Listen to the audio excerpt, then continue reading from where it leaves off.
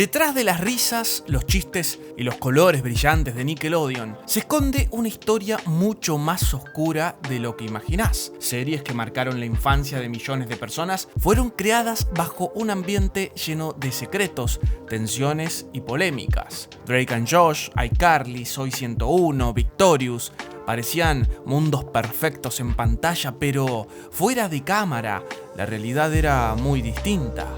Éxito, manipulación, explotación y la sombra de un productor que lo controlaba todo. Hoy vamos a descubrir la verdad detrás de esas producciones que cambiaron para siempre la televisión juvenil.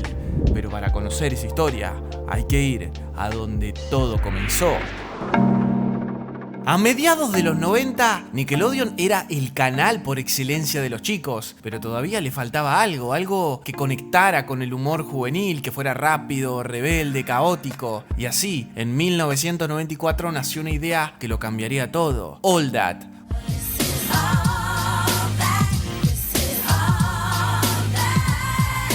Un programa de sketch que era básicamente la versión infantil de Saturday Night Live. Tenía comedia, invitados musicales y un elenco de adolescentes que no solo actuaban, sino que tenía una energía tan contagiosa que era imposible no engancharse. Detrás de esa idea estaba un tipo que recién empezaba a hacerse un nombre: Dan Schneider. I wanted to make a show for Nickelodeon, and I wanted to do sketch comedy because no one had ever really done sketch comedy starring kids for kids.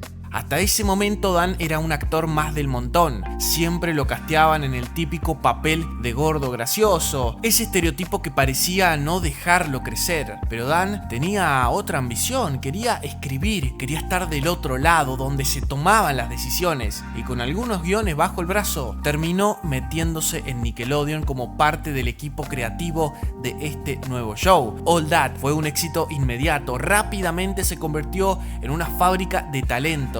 De ahí salieron nombres como Kenan Thompson y Kel Mitchell, pero había algo más, o mejor dicho, alguien más.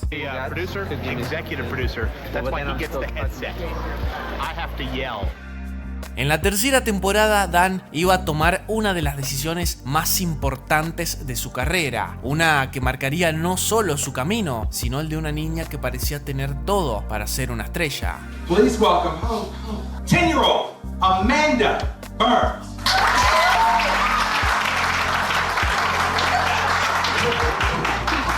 Maybe I should have skipped that 13th candy bar. What is your... Hi, my name is Amanda Bynes. I'm 9 years old. Amanda Bynes era un torbellino de talento. Desde los 7 años que hacía anuncios en televisión, pero su gran momento había sido en Love Factory, un club de comedia donde con apenas 10 años se subía al escenario y hacía reír a todos como si fuera una comediante profesional. Ahí fue donde Dan la vio, y para él fue amor profesional a primera vista. Amanda tenía que estar en All That. Y así fue. Amanda se sumó al elenco y desde el primer momento se robó el show. Hacía personajes absurdos, exagerados, con una soltura que no parecía la de una niña. El público la adoraba y Dan también. Se convirtió en su favorita. Dicen que los mejores papeles eran siempre para ella, que los demás chicos del elenco lo notaban, pero Amanda no parecía buscar protagonismo. Ella solo quería actuar, hacía lo que le pedían y lo hacía increíble. Dan la cuidaba, estaba encima de cada paso de su carrera, y no solo él, su padre también. Por ley, los menores de edad debían tener un adulto a cargo en el set, y el papá de Amanda siempre estaba presente, aunque dicen que no siempre era el mejor apoyo, que la presionaba demasiado, que esperaba perfección. Y en medio de todo eso, Amanda brillaba, una nena con una sonrisa enorme, energía infinita y un talento que parecía no tener techo. Hey, look at you. I love your outfit. Yeah, I like yours too. Nickelodeon había encontrado la fórmula perfecta. All That era un semillero de talento y si algo funcionaba, había que exprimirlo. Así fue como llegó el primer gran spin-off, Kenan y Kel, una comedia que tomaba a los dos personajes más queridos del elenco original y los ponía en el centro de su propio mundo. Y funcionó. Funcionó tan bien que incluso le dieron su propia película, Buena Hamburguesa. Una locura noventosa llena de chistes tontos, situaciones absurdas y una energía que hoy solo puede describirse como pura nostalgia. Dato curioso, en esa película también aparece Dan Schneider como si no pudiera quedarse afuera de nada. ¡La gente nos ama! a casi todos. Y nadie llevará buena hamburguesa a la quiebra. Nadie. Pero el momento clave todavía no había llegado. Faltaba una jugada más. Fue en 1999 cuando Nickelodeon dio otro paso gigante. Quería un nuevo spin-off y quería que Dan estuviera al mando. Dan ya no era un simple guionista, ahora era el cerebro creativo detrás de todo un estilo de comedia. Y él lo tenía claro, la próxima gran estrella tenía nombre y apellido: Amanda Bynes. Así nació The Amanda Show, un programa hecho a medida para ella, un set donde Amanda podía desplegar todo lo que sabía hacer: actuar, imitar, improvisar, exagerar. Porque sí, Amanda no solo tenía timing cómico, tenía una energía única, una chispa que era difícil de encontrar. Pero no estaba sola, el reparto que la acompañaba también era brillante: Drake Bell, Nancy Sullivan, John Cassidy, Raquel Lee y un pequeño Josh Peck que ya daba señales de ser una bomba de carisma. Y esta vez, por primera vez, el programa abría con algo que iba a volverse habitual, creado por Dan Schneider. Dan no solo era el guionista, ahora era el creador, el nombre detrás de la marca, y en ese momento todo parecía bien. Era como si por fin alguien se animara a romper el molde, a mostrar a una chica joven como la figura central de un programa de comedia, no como la novia de, no como la chica linda del grupo, sino como una artista completa. Y eso en los 90 no era tan común.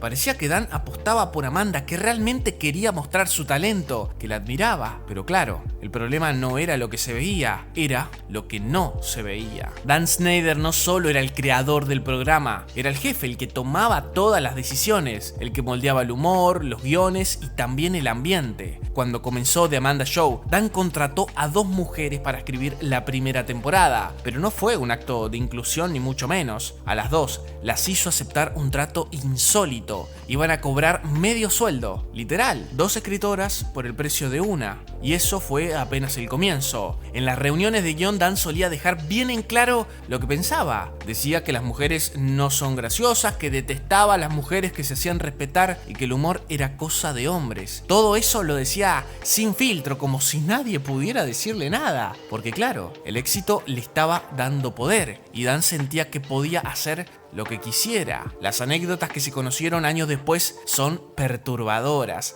Dan obligaba a estas guionistas a gritarse insultos a sí mismas, las humillaba frente al equipo, les ofrecía dinero por hacer retos absurdos, las hacía masajearlo para que sus ideas fueran aceptadas. Y todo esto mientras él veía contenido para adultos al lado de ellas en plena jornada de trabajo. Una fue despedida, la otra con mucho coraje decidió hacerle juicio, lo acusó de acoso, abuso y de crear un entorno completamente tóxico. Un juicio que no fue muy difundido, pero que estuvo ahí, oculto bajo la alfombra del canal infantil más popular de la época. Así fue como The Amanda Show, el primer programa oficialmente creado por Dan Schneider, ya estaba manchado de oscuridad desde sus cimientos. Y paradójicamente en la pantalla todo seguía funcionando, porque el show fue un bombazo. Amanda era un fenómeno, el público la adoraba, los personajes, los sketches, los momentos absurdos. Todos los chicos querían ser como ella o ser sus amigos. Y sí, el humor tenía algo distinto, algo que no se veía antes, pero si lo miramos con los ojos de hoy, había algo raro. Golpes, chistes de orinarse, granos explotando, flatulencias, líquidos en la cara y una presencia que se repetía una y otra vez. Pies, muchos pies. Las búsquedas de Dan eran tan particulares que en una oportunidad forzó un sketch donde él mismo aparece dentro de un jacuzzi con Amanda. Sí, con Amanda, una niña de apenas 13 años, y nadie lo cuestionó. Todo eso pasó en televisión, en horario infantil, y en ese momento no parecía raro. El éxito de The Amanda Show convirtió a Amanda Bynes en la cara más importante de Nickelodeon. Era la niña dorada del canal, una máquina de generar rating, risas y premios. Durante esos años no paraba de recibir elogios. Ganó 4 Kids Choice Awards, fue nominada a 2 premios Young Artist y los adultos ya la veían como la próxima gran estrella de Hollywood. Pero Amanda quería más. Tenía apenas 14 años, pero ya empezaba a sentirse atrapada. Todo el mundo la identificaba como esa niña carismática de los sketches, con esa energía que parecía inagotable. Pero Amanda no quería quedarse ahí. No quería ser solo la chica graciosa de Nickelodeon. Quería crecer, quería actuar en películas, quería que la vieran como una actriz de verdad. Y estaba lista para dar un gran paso. On Nickelodeon, I had to do a lot of like slapsticky. I'm always wearing wigs and doing all that. But I got to a point I was growing up that I wanted to feel like my age and like a girl and do all that. Amanda ya no quería hacer más de lo mismo. Aunque apenas tenía 16 años, sentía que había pasado toda una vida haciendo comedia infantil. Estaba harta de lo que ella misma llamaba las payasadas y quería dejar definitivamente Nickelodeon para comenzar una etapa más madura como actriz. Esa decisión fue un quiebre, porque si Amanda se iba, Dan iba a perder a su gran estrella. Él no estaba dispuesto a dejarla ir tan fácil. Había apostado por ella desde muy chica y sentía que la había convertido en un fenómeno. Así que, antes de soltarla, decidió acompañarla en sus nuevos pasos fuera del canal. Fue entonces cuando The Amanda Show se canceló abruptamente. Dan entendió que si quería seguir siendo parte de su carrera, tenía que abrirle nuevas puertas. Y así fue como escribió Big Fat Liar, una película hecha a medida para Amanda, donde ella podía mostrar un costado más serio sin perder del todo su esencia cómica. La protagonizó junto a Frankie Muniz y Paul Giamatti, y aunque la crítica fue mixta, el público la amó, convirtiéndola en un éxito comercial y dándole a Amanda otro Kids' Choice Award. Pero Dan quería más. Y sobre todo quería seguir al lado de Amanda. Por eso, cuando surgió What I Like About You, una serie que Amanda protagonizaría para Warner Brothers, Dan se metió en la producción, a pesar de que el proyecto no era suyo. La serie tenía otro creador, Will Calhoun, un guionista de Friends, alguien con mucho peso en la industria. La presencia de Dan, forzada y sin origen dentro del equipo creativo, fue mal vista desde el primer momento. El ambiente se volvió tenso, las discusiones fueron constantes y tras varios enfrentamientos, Warner terminó echándolo del proyecto. Ese fue el punto de quiebre. Amanda siguió su carrera y ya no lo necesitó más. Sin el control, sin su lugar como mentor, sin su niña estrella, Dan Schneider sintió el golpe directo al ego. La relación profesional se rompió y con ello su influencia en la carrera de Amanda. Mientras tanto, Amanda se encontraba en plena rebeldía adolescente. Quería salir con un chico mayor, pero sus padres no lo permitían. Amanda recurría, fuera de los sets, cada vez más a Dan por consejos, y él le sugería que se emancipara de sus padres para ganar más libertad. Amanda lo intentó, pero el fracaso de esta solicitud terminó profundizando la desconexión con su familia, que no perdonó su alejamiento. Finalmente sus padres le pidieron que se alejara de Dan, ya que consideraban que su influencia había traicionado los intereses de sus padres, lo que hizo que Amanda sintiera una enorme presión interna. La presión familiar fue tan fuerte que Amanda decidió cortar por completo su vínculo con Dan. La relación con quien había sido su mentor quedó completamente rota. Las opiniones de Dan dejaron de tener peso en su vida y Amanda comenzó a tomar decisiones sin consultarlo, tratando de recuperar el control sobre su carrera y su vida personal. Aunque este alejamiento representaba un nuevo comienzo, también la dejó sin una figura de contención en la industria, justo cuando más vulnerable se sentía. A pesar de estos conflictos personales, su carrera en el cine seguía en auge. En She's the Man, Amanda asumió un nuevo desafío, interpretar dos papeles, uno de mujer y otro de hombre, pero cuando vio la película, Amanda se sumió en una depresión. No le gustaba cómo se veía en su transformación masculina y desde entonces la preocupación por su imagen personal se convirtió en el centro de su vida. En 2007, mientras grababa Hairspray, Amanda se topó con un artículo en una revista que hablaba del Adderall como el medicamento milagroso para adelgazar. Ese fue el principio del fin. Lo que empezó como una curiosidad se transformó rápidamente en una adicción severa. Amanda tomaba Adderall como si fueran caramelos, buscando controlar su cuerpo, pero perdiendo por completo el control de su mente. Para 2010, mientras rodaba Hall Pass, su adicción ya era incontrolable. Abandonó el proyecto a mitad de filmación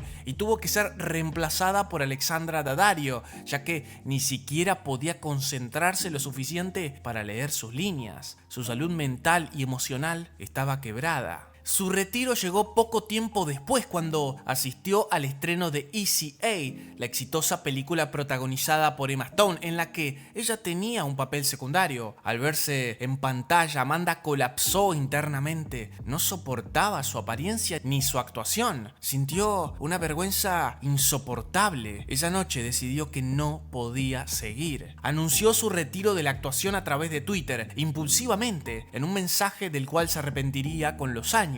A partir de ahí, su vida se hundió en una espiral de adicciones, soledad y publicaciones cada vez más alarmantes en redes sociales. Su nombre dejó de ser sinónimo de comedia juvenil para transformarse en un símbolo de caída libre. Publicaba mensajes ofensivos y confusos como: Rihanna, Chris Brown te pegaba porque no eras lo suficientemente guapa, quiero que Drake asesine mi vagina, o Rihanna, luces muy fea cuando intentas parecer blanca. Sus palabras generaron repudio masivo. La ex estrella, que antes era adorada por millones, ahora era tachada de loca, peligrosa y fuera de sí. Ella, totalmente perdida, decidió desaparecer. Amanda Bynes no fue simplemente una estrella que se apagó, fue una joven que creció dentro de una industria que la exprimió hasta dejarla vacía. Desde pequeña se le exigió que hiciera reír, que se viera perfecta, que estuviera disponible. La rodearon de adultos que no siempre buscaron su bienestar y que cuando intentó tomar el control de su vida ya era tarde.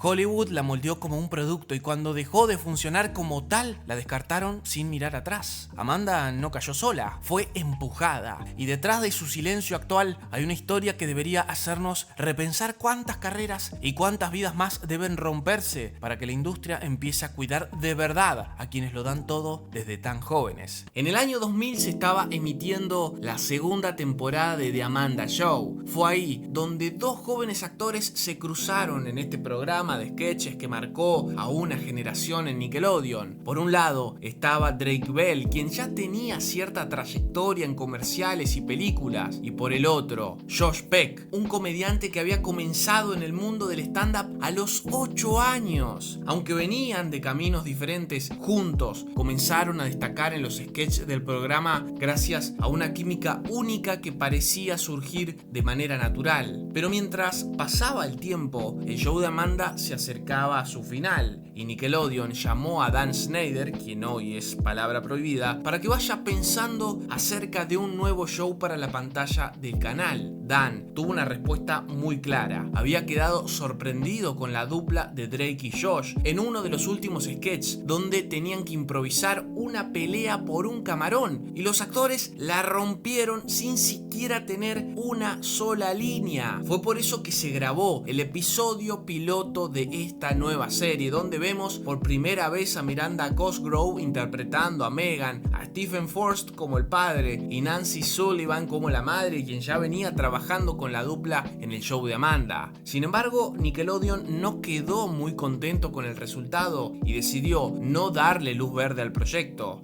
En su lugar, eligió apostar por una serie llamada Romeo, que pasó sin pena ni gloria y rápidamente fue cancelada. Esto nos llevó a que en 2003, y casi por no tener otra opción, Nickelodeon decidiera darle una oportunidad a Drake y Josh, pero con tan solo una temporada de 6 episodios.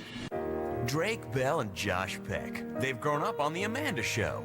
So what's next for this dynamic duo? Their own show. Nickelodeon presents Drake and Josh in Drake and Josh. Rápidamente tuvieron que volver a grabar el episodio piloto porque el paso del tiempo había cambiado mucho a Miranda y el actor que hacía del padre ya no estaba disponible para volver, por lo que luego de una danza de nombres fue casteado Jonathan Goldstein para este papel. La serie se estrenó en enero del 2004 y rápidamente fue un éxito. Su episodio piloto tuvo una audiencia de 3.2 millones de espectadores y la posicionó como la más vista de la señal. Fue por eso que los directivos no quisieron perder más tiempo y ordenaron una segunda temporada, ahora sí, con 14 episodios. Estos se daban cuenta que gran parte del público que lo seguían eran aquellos que miraban el show de Amanda y habían crecido de la misma manera que los protagonistas. Así que decidieron que la segunda temporada contara con historias un poco más maduras que al día de hoy no sé qué tan bien las veríamos. I don't know. I'm surprised we got with a lot of the stuff that we got away with on the show because we were a kids show, you know. I mean, there's scenes where I would sit down on an airplane and I get the middle seat and I get to sit between two hot girls.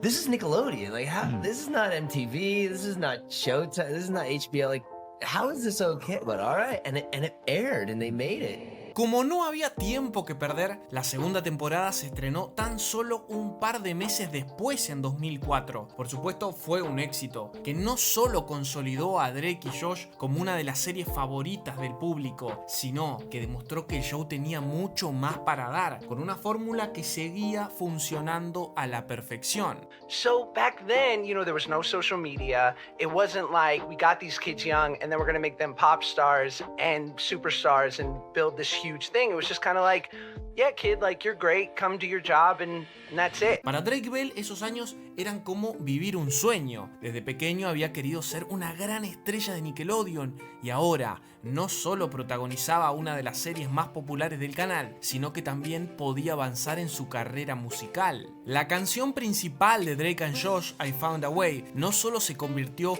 en un himno para los fans, sino también en una muestra de su talento como músico. Cada vez que sonaba en la intro del programa era un recordatorio de que estaba cumpliendo dos de sus grandes pasiones a la vez, la actuación y la música. Drake Bell estaba encantado con la conexión que había desarrollado con Josh. En varias entrevistas llegó a compararlos con la legendaria dupla de comedia Martin and Lewis, destacando cómo juntos lograban un balance perfecto entre sus personalidades opuestas. Drake creía firmemente que esa química especial era el alma de Drake y Josh y sentía que la dupla tenía aún mucho más para ofrecer, soñando con que seguirían trabajando juntos por mucho tiempo más. Sin embargo, para Josh, la experiencia comenzaba a ser un poco más complicada. Aunque disfrutaba del éxito del programa, empezaba a sentir el peso de estar encasillado en el rol del gordito gracioso. Josh era un actor con una gran capacidad para la comedia. Desde pequeño buscó su lugar en la industria, pero también quería explorar otros aspectos de su carrera, algo que resultaba difícil cuando todos lo asociaban únicamente con el personaje de Josh Nichols. Es por eso que, a pesar del gran éxito que tenía su carrera, dentro de él existía una fuerte crisis que tenía que superar. I mean, I was, especially in the early 2000s, like I was fulfilling a niche, like a thing. There was always the fat friend or the fat bully. And like, that was a big part that was sort of my inspiration or motivation to lose weight, was like, if I really want to act, I'm being relegated and stereotyped into these like two parts. Aunque adoraba a su personaje y el impacto que tenían los fans, sentía que ese estereotipo limitaba sus oportunidades de ser tomado en serio como actor. Determinado a cambiar su imagen y darle un nuevo rumbo a su carrera, Josh tomó una decisión radical. Se embarcó en un proceso para perder peso y transformar su apariencia. La transformación fue notable y no pasó desapercibida. Más allá de lo físico, Josh buscaba demostrar que era un intérprete capaz de asumir roles más complejos y diversos. Este cambio tan notorio lo pudimos ver a partir de la tercera temporada del show, donde su personaje comenzó a alejarse del estereotipo que se había construido. Lo vimos demostrar la comedia desde otro punto de vista y hasta su personaje comenzaba a tener suerte con las mujeres. Pero aunque parecía que todo era lindo para el actor, este cambio físico también le trajo todo un mundo que desconocía. And suddenly I'm like now looking like a normal kid and a normal teen. And I'm like, oh, they do drugs and that's normal. And they go to house parties and they go to clubs. Josh, con tan solo 17 años, comenzó a sufrir una fuerte adicción luego de su lucha contra la pérdida de peso, lo cual le llevó a una fuertísima batalla interna que terminó superando a los 21 años cuando se pudo rehabilitar. Todo esto lo transitó mientras filmaba la tercera temporada, que a pesar de todo eso, la química entre los protagonistas seguía siendo el corazón del programa y la popularidad de la serie no paraba de crecer, convirtiéndola en uno de los mayores éxitos de Nickelodeon. Sin embargo, detrás de cámara, tanto el equipo como los actores sabían que el final estaba cerca. Josh y Drake ya eran jóvenes adultos y aunque seguían disfrutando del programa, había una sensación de que era momento de pasar página. Por eso se tomó la decisión de que la cuarta temporada sería la última. Con esa meta en mente, todos se propusieron despedirse a lo grande, entregando una temporada final que estuviera a la altura de todo lo que habían construido hasta entonces. En 2007, Drake y Josh llegó a su fin con su cuarta temporada en el punto más alto de su popularidad. Durante esa temporada buscaron brindar el mejor producto posible, incluso tanto Josh como Drake llegaron a dirigir algunos capítulos. El episodio final incluyó un guiño nostálgico a uno de los sketches más recordados, la épica pelea por un camarón. Fue una despedida emotiva para los fans que marcó el cierre de una era en Nickelodeon. El final del show también significó nuevos comienzos para su elenco. Miranda Cosgrove se preparaba para lanzar su propio programa, iCarly, que rápidamente se convertiría en otro fenómeno del canal. Drake Bell, por su parte, se enfocó en su carrera musical, embarcándose en una gira para promocionar su último álbum. Drake había sacado ya varios discos y tenía la particularidad de que en México era furor y por ello también quería cuidar este mercado. Josh Peck, quien había luchado más por desprenderse de su imagen en el programa, buscaba un camino diferente, lejos de Nickelodeon. Aunque durante la serie los actores ganaban $15,000 por episodio, una suma que no les había permitido acumular grandes fortunas, Josh necesitaba encontrar rápidamente nuevas oportunidades y fue ahí que dio con el protagónico de la película The Wagness, donde demostró su capacidad para asumir roles más serios. Un año después, en 2008, los fans tuvieron una última oportunidad para verlos juntos en el especial navideño Merry Christmas Drake and Josh. Fue un regalo nostálgico que les permitió despedirse formalmente de la dupla que tanto había marcado a toda una generación. I mean, for me it was like riding a bike, because I don't know, it's just working with Josh, it's so comfortable and we've been doing it for so long, so. Drake Bell continuó construyendo una carrera que, aunque no alcanzó el mismo nivel de éxito que tuvo con la serie, se mantuvo activa y variada. Su pasión por la música siguió siendo un pilar importante. Lanzó nuevos álbumes y realizó giras, logrando conectar con una base de fans leal que lo seguía desde sus días en Nickelodeon. Drake era tan amado que fue elegido actor favorito en los Kids' Choice Awards de 2006, 2007 y 2008. Además, Drake siguió involucrado en proyectos de actuación, participando en varias películas y series, algunas vinculadas a Nickelodeon, como Rags y el live action de Los Padrinos Mágicos, donde interpretó a una versión adulta del famoso personaje Timmy. Sin embargo, durante esa etapa de su carrera, dejó entrever que él nunca quiso terminar con la serie, sino que era su compañero el que lo deseaba. And then when we, spun off onto Drake and Josh, it was like my dream come true. I was like, oh my God, I get to work with this brilliant kid who's gonna we're gonna do this show, and then we're gonna spin off, and we're gonna go and do everything that Martin Lewis did. We're gonna go and make movies, and we're gonna go and do this and that and the other, and but yeah, no, it didn't really work out that way. He says that, we decided to go separate ways. You weren't in on that decision. I never was. No. I mean, I thought we could just do so much cool stuff, Para Josh Peck, el camino después de Drake and Josh fue más complicado. A pesar de ello, consiguió algunos papeles notables, como prestar su voz a Eddie, uno de los traviesos zarigüeyas en la saga de la Era de Hielo. Sin embargo, estos trabajos no eran suficientes para consolidar su carrera como actor principal. Con el tiempo, Josh decidió reinventarse y buscar nuevas formas de conectar con su audiencia. Fue en la plataforma Vine donde encontró su oportunidad. Con su humor rápido, carisma y creativo, creatividad, comenzó a crear contenido que rápidamente captó la atención del público. En poco tiempo se transformó en una superestrella digital, acumulando millones de seguidores y demostrando que su talento iba mucho más allá de la televisión. Durante todo este camino, los dos se mostraron como grandes amigos, haciéndonos entender que la relación había traspasado el proyecto televisivo y esa química entre los dos era real. Hey Josh,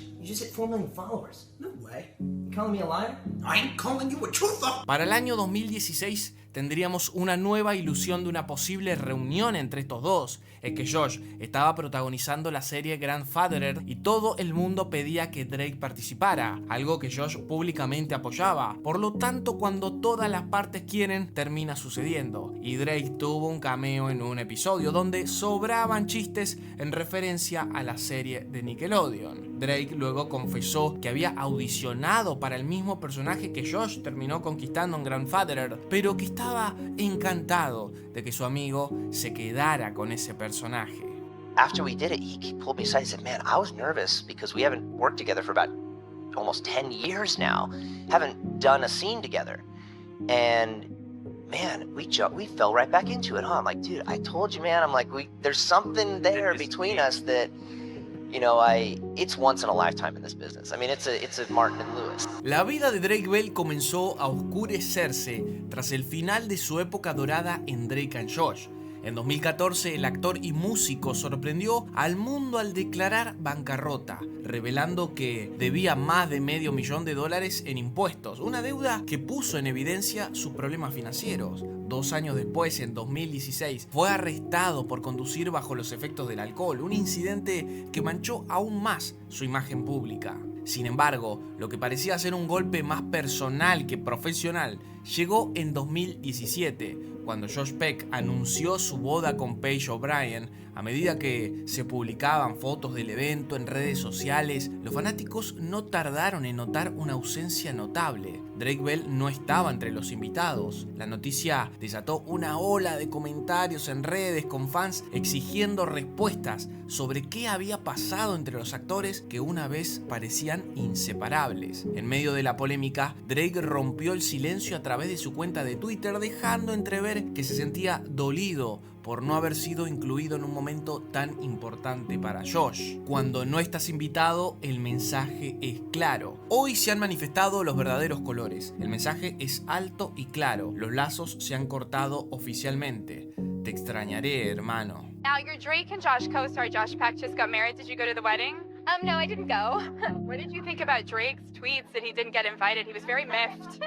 I don't know. I'm just happy for Josh. I hope he has a good marriage. Aunque los tweets fueron eliminados, poco después la tensión entre ambos quedó expuesta, marcando un momento triste para los seguidores de la serie que aún los recordaban como la dupla perfecta. Josh eligió el silencio durante mucho tiempo hasta que en sus redes subió un blog donde demostraba que todo estaba más que bien con Drake y parecía que lo sucedido anteriormente no había afectado la relación. But so how did that all get solved and how did that work out? It's just love. It's always been love. It's always gonna be love. You can't break us up. You can't break America's heart. No, you can't. She deserves us together. Drake rápidamente se arrepintió de sus tweets y pidió disculpas. Todo esto llevó a que la relación entre los actores fuera más cercana que nunca. Hicieron un video junto con el youtuber David Dobrik y ese video tuvo más de 20 millones de vistas. Y parece que todo el caos que se vivió con el tema del casamiento terminó generando algo completamente inesperado. Los acercó tanto que la gente volvió a notar la química entre ellos y pedían un reboot de la clásica serie. Are there any real talks about a reunion? You know, you gotta talk to Peck.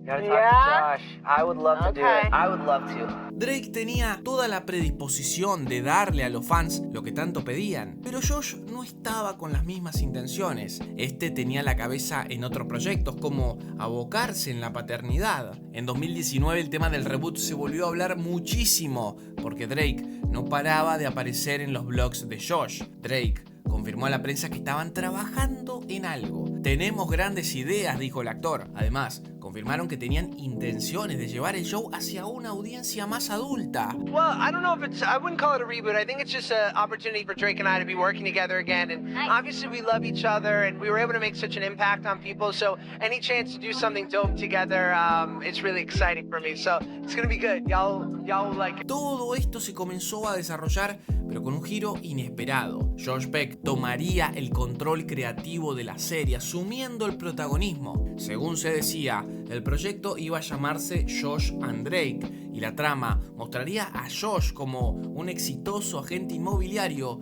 mientras que Drake sería un músico fracasado. Josh came over and he had written a script. So I read the script and I was like, oh. Esta idea no cayó bien en absoluto a Drake Bell. Para él, el concepto parecía más una burla que un homenaje. Sentía que el guión ridiculizaba su situación actual y que Josh usaba el reboot para expresar su desprecio hacia el programa original. Una de las escenas más polémicas mostraba a un fan reconociendo a Josh y pidiéndole que dijera la icónica frase "abrázame, hermano". En lugar de acceder, su personaje respondería con un insulto despectivo. Además, el guión incluía momentos humillantes para el personaje de Drake, como ser obligado a cantar en una fiesta de 15 años organizada por el líder de un cartel mexicano. Drake pidió que se reescribiera el guión, argumentando que este enfoque era irrespetuoso y se alejaba de lo que representaba el show original. Sin embargo, Josh no estuvo dispuesto a modificar su visión, y esto llevó a que el proyecto se cancelara rápidamente antes de siquiera avanzar. La imagen de Drake Bell terminó por colapsar, con una serie de acusaciones que comenzaron a salir a la luz en 2020. Ese año, Melissa Lingafeld, una de sus exnovias, lo denunció públicamente por violencia física y verbal durante su relación en 2002, cuando ella tenía tan solo 16 años. A raíz de esta publicación, otras mujeres comenzaron a compartir historias sobre relaciones conflictivas con el actor, muchas de ellas cuando aún eran menores de edad. Drake negó las acusaciones de abuso físico, aunque admitió que la relación con Melissa había terminado en malos términos hace más de una década. Pero lo peor estaba por venir. En 2021 se reveló que el actor había estado siendo investigado desde 2018 por enviar mensajes inapropiados a una fanática menor de edad. Según la denuncia, los mensajes comenzaron cuando la niña tenía 12 años. Y el caso finalmente llevó a Drake a declararse culpable de cargos relacionados con el intento de poner en peligro a una menor y la difusión de material nocivo. Como resultado, fue sentenciado a 2 años de libertad condicional y 200 horas de servicio comunitario, un castigo que para muchos parecía insuficiente dadas las acusaciones. Josh Peck, por su parte, evitó hacer comentarios directos sobre el caso, limitándose a expresar su decepción por las decisiones que había tomado Drake. Sin embargo, aprovechó la atención para aclarar la polémica de su boda. The dirty little secret, I guess, was like, I knew that Drake and I didn't stay in touch for the 10 years since we had made the show, but no one needed to know that. Like, I was happy to just die with that secret that, like, we made this thing that people really love, but maybe we weren't that close. So I didn't invite him to my wedding because I hadn't really talked to him in many, many years. Cut to, I'm getting married that night, and I see these text messages from him, like, cursing me out, coming for me. I'm like, on the night of my wedding. La imagen de Drake Bell comenzó a cambiar drásticamente en 2024, cuando se estrenó la serie documental Quiet on Set. En esta producción se revelaron detalles impactantes sobre los abusos y el ambiente tóxico que había sufrido durante sus años en la industria del entretenimiento. Estas revelaciones mostraron una cara completamente distinta de su vida, ayudando a entender el contexto de sus decisiones y conductas, y despertando un debate sobre los estragos de crecer bajo los reflectores. Estas revelaciones hicieron que tanto los fanáticos como el propio Josh Peck vieran a Drake bajo una nueva luz. Las redes se llenaron de pedidos para que Josh hablara públicamente sobre estos sucesos, y finalmente se hizo público que ambos habían retomado contacto. Esta reconexión entre las antiguas estrellas despertó un renovado interés en su relación y, por supuesto, reavivó los rumores sobre la posibilidad de un nuevo reboot. Aunque nada se ha confirmado, la idea de volver a verlos juntos en pantalla emociona a miles de fans que crecieron con su comedia. Drake and Josh sigue siendo más que una serie para toda una generación. Es un recuerdo entrañable de amistad, risas y momentos que definieron nuestra infancia. Su impacto trasciende las pantallas y la esperanza de que puedan volver a compartir ese vínculo, aunque sea detrás de cámara, demuestra que su legado parece intacto. Porque aunque los años pasen y las cosas cambien, para los fans siempre serán Drake y Josh, dos hermanos que, entre peleas y abrazos, enseñaron lo especial que puede ser una familia construida con humor y cariño. Año 2005. Nickelodeon estaba en su era dorada, dominando la televisión infantil y juvenil, con shows que definieron una generación. Entre ellos, uno de los nombres más importantes era Dan Schneider, el hombre detrás de algunos de los mayores éxitos del canal. Para ese entonces ya había dejado su huella con Kenan y Kel, The Amanda Show y sobre todo Drake and Josh, consolidando su reputación como el rey de las comedias juveniles. Si Dan estaba detrás de un proyecto, era casi garantía de éxito. Pero ahora quería ir un paso más allá. Su próxima gran apuesta no sería una serie completamente nueva, sino un intento de repetir la fórmula de éxito que ya había funcionado antes. Tomar a una estrella en ascenso dentro del canal y convertirla en el rostro de su propio show. Esta vez la elegida era Jamie Lynn Spears, la hermana menor de Britney, quien en ese momento era la estrella pop más grande del mundo. Hi, I'm Jamie from All That. To the G, to the O, yeah, go. Jamie Lynn ya había tenido una pequeña pero destacada participación en All That, el programa de sketches que fue una cantera de talento para Nickelodeon. Pero Dan Schneider veía más en ella. Creía que tenía el carisma y la presencia para liderar su propia serie. Así nació la idea de Zoey 101, un show que no solo buscaba captar la atención del público con una historia juvenil y un ambiente aspiracional, sino que también tenía detrás un nombre con un peso mediático imposible de ignorar. Zoey 101 nos transportaba a la Pacific Coast Academy, un internado de ensueño en California, con enormes paisajes, dormitorios espaciosos y una vida estudiantil que parecía perfecta. La historia seguía a Zoe Brooks, interpretada por Jamie, una chica inteligente, segura de sí misma y con un carisma natural que la convertía en una líder nata dentro de su grupo de amigos. Acompañándola estaba Chase, interpretado por Sean Flynn, un chico dulce y torpe que rápidamente se convierte en su mejor amigo, aunque en realidad está enamorado de ella. También estaba Michael Barrett, interpretado por Christopher Macy, el mejor amigo de Chase, divertido y siempre dispuesto a aliviar las tensiones del grupo, y Logan Reese, interpretado por Matthew Underwood, el típico chico rico, arrogante y mujeriego que muchas veces causaba problemas, pero que con el tiempo demostraba que tenía un lado más noble. En el lado femenino, la mejor amiga de Zoe era Dana Cruz, interpretada por Christine Herrera, una chica fuerte, con carácter y sin miedo a decir lo que pensaba, lo que la hacía contrastar con la dulzura de Zoe. También estaba Nicole Bristow, interpretada por Alexa Nicolas,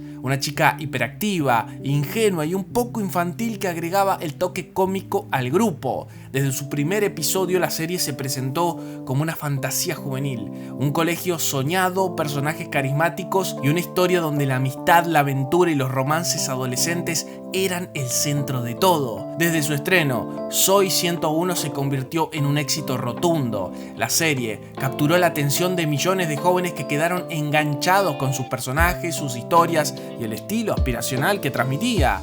Jamie se estaba consolidando como una de las nuevas caras de Nickelodeon y la prensa comenzaba a hablar de ella como la próxima gran estrella juvenil. Para Dan Schneider, esto era otra prueba de su infalible instinto para crear fenómenos televisivos. Con cada serie que lanzaba, parecía reafirmar su reinado dentro del canal.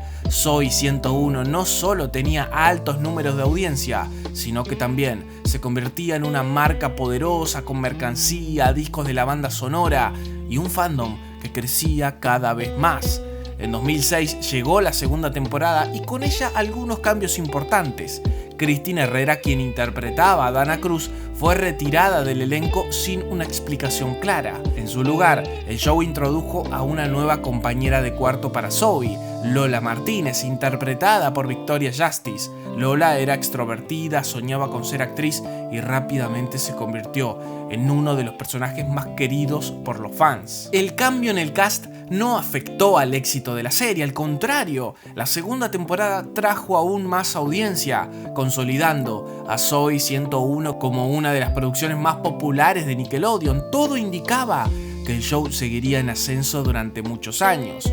En 2007, Zoey 101 regresó con su tercera temporada, pero esta vez los fans notaron un cambio significativo. Alexa Nicolas ya no formaba parte del elenco. Su ausencia fue extraña para muchos, ya que su personaje era una de las amigas más cercanas de Zoey y tenía un papel importante en la dinámica del grupo. La explicación oficial fue que Nicole había sido enviada a un internado para chicas problemáticas, una excusa dentro de la historia que no convenció del todo al público. Los rumores comenzaron a circular y con el tiempo se supo que su salida no había sido una decisión creativa, sino el resultado de problemas en el detrás de cámara. A pesar de esto, la serie seguía en la cima. Las audiencias se mantenían fuertes, la popularidad de Jamie Lynn Spears crecía más que nunca y Nickelodeon tenía entre manos uno de sus mayores éxitos. Parecía que nada podía detener a Zoey 101, pero entonces ocurrió un hecho que cambiaría el rumbo de la serie para siempre.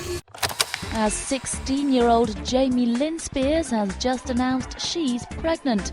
In an interview with OK Magazine, she says the father is her long-term boyfriend, Casey Aldridge. En 2007, poco después de que se terminara de filmar la cuarta temporada, el mundo del entretenimiento quedó en shock con una noticia inesperada. Jamie Lynn Spears, la estrella de Zoey 101, estaba embarazada a los 16 años. La noticia explotó en los medios y rápidamente se convirtió en un escándalo.